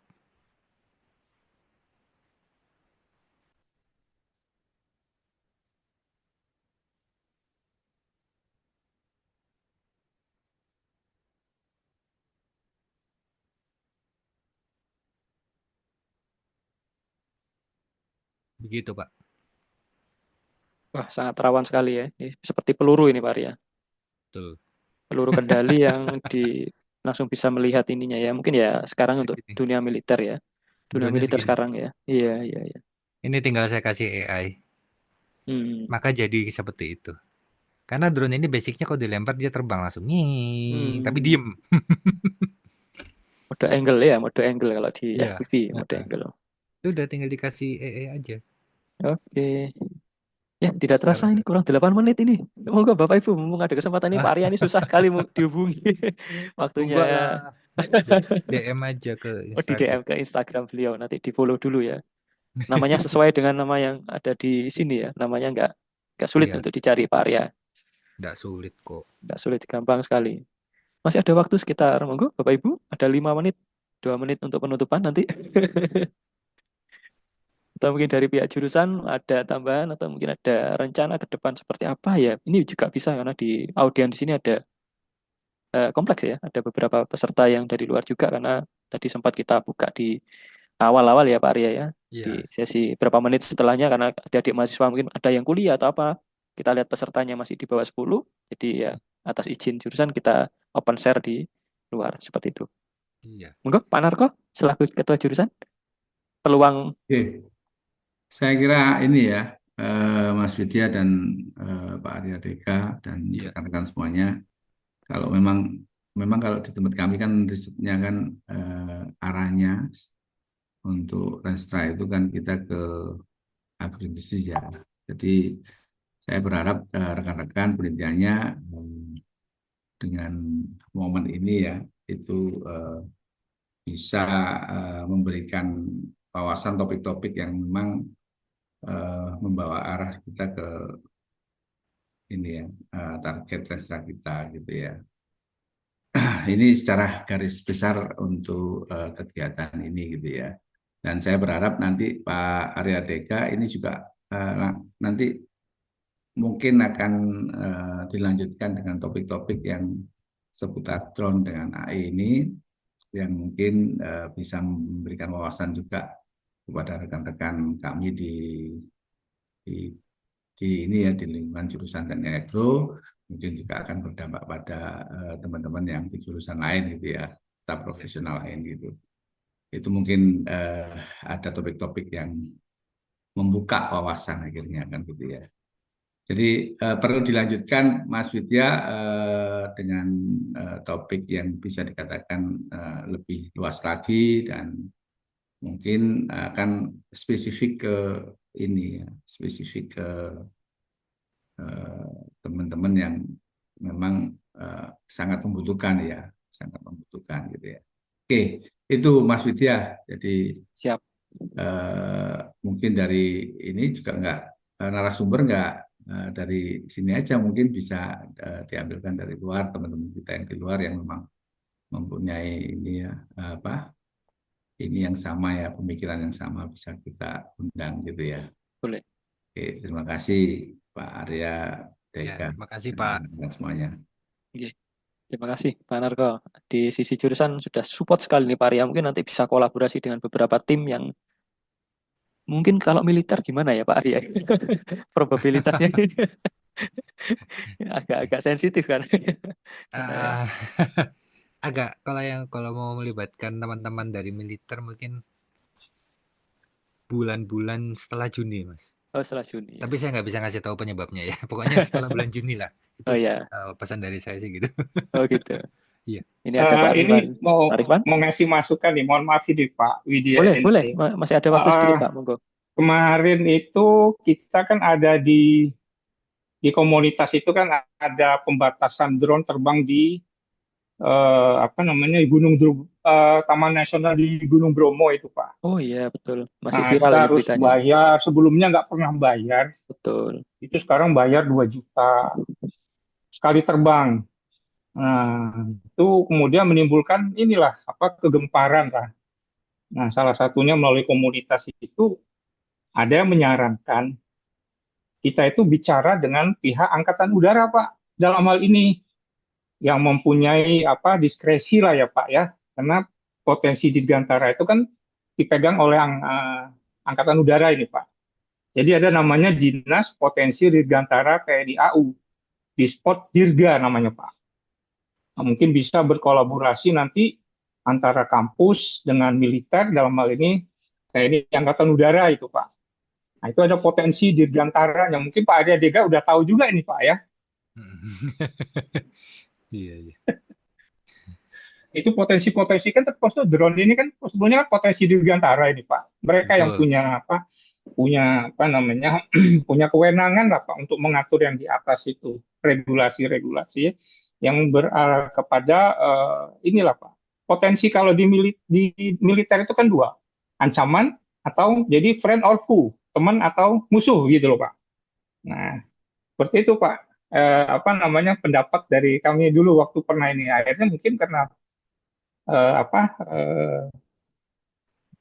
belum ada solusinya, mungkin ini jadi kajian analisa ke depannya loh oleh pihak Angkatan Udara ini Pak nantinya ke depannya gitu Pak Arya Deka, Pak Widya gitu juga Pak. Ya. Terima kasih Pak Ridwan. Ini bisa jadi topik berikutnya ini untuk mengadakan yang lebih besar Pak Arya. Iya Pak, dengan TNI AU Pak, Dirgantara Pak, Dinas Potensi Dirgantara itu Pak. Wah, mantap ini Pak. Itu cakupannya luas itu Pak. Kalau Angkatan Laut itu ada potensi juga potensi maritimnya. Oh iya. Nah, kalau untuk udara itu ada potensi dirgantaranya itu Pak. Jadi itu lebih luas. Nah, kita spesifik mungkin teman-teman dari pihak akademisi, mungkin dari praktisi, mungkin dari ya seperti Pak Arya Dirga ini bisa Pak di situ Pak, masuk di sana semua Pak. Oke, mantap sekali Pak Rifwan, masukannya ini out of the topic tapi masuk sekali. Terima kasih Pak Rifwan atas masukannya. Ya, terima kasih, ini tidak terasa ini 11.59 mungkin sedikit kata-kata dari saya ya untuk sebagai sesi penutup. Baik, ini Pak Arya sudah ya saya rasa. Atau mungkin ada lagi Pak Arya? Baik ya.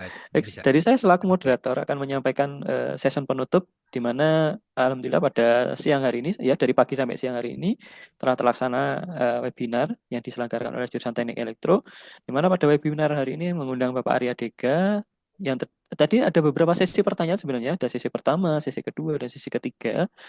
Dan akan ada lagi sesi-sesi berikutnya mungkin ini Pak Arya, mungkin yang harapannya seperti itu. Di sesi penutup ini semoga saja hanya ditutup pada sesi saat ini saja. Untuk sesi berikutnya bisa dibuka kembali. Intinya dari saya selaku moderator, mungkin dari Bapak Ibu, mohon maaf ya kalau misalkan saya selaku moderator ada yang kurang, atau mungkin dari jurusan Teknik Elektro saya mewakili jurusan Elektro. Kalau misalkan ada yang kurang dari apa yang sudah kami sampaikan pada pagi hingga siang hari ini, kami mohon maaf sebesar-besarnya. Kepada pemateri saya juga mohon maaf dan saya ucapkan terima kasih sebanyak-banyaknya kepada para audien, kemudian para Bapak Ibu yang mungkin dari eksternal kampus ya, ini karena tadi ada tambahan di waktu yang setelah beberapa menit tadi, mohon maaf karena kita memang konsepnya internal. Kemudian tidak menutup kemungkinan untuk eksternal untuk bisa bergabung. Itu saja dari saya selaku moderator. Mungkin saya akhiri sebagai moderator. Untuk selanjutnya mungkin dari pihak jurusan, dari Pak Agung, mungkin ada tambahan Pak Agung selaku sekretaris jurusan. Langsung tutup aja, Mas. Oh boleh ditutup nggih Pak Agung. Baik, karena durasinya ini kita on time jam 12 siang lewat 1 menit. Kita tutup acara siang hari ini. Sekian, saya akhiri. Wassalamualaikum warahmatullahi wabarakatuh. Selamat siang Bapak Ibu. Waalaikumsalam, selamat siang. Terima kasih, Ya, Pak. Bapak Ibu, bagi yang belum presensi boleh diklik karena nanti ada e-sertifikat insya Allah akan diberikan melalui email.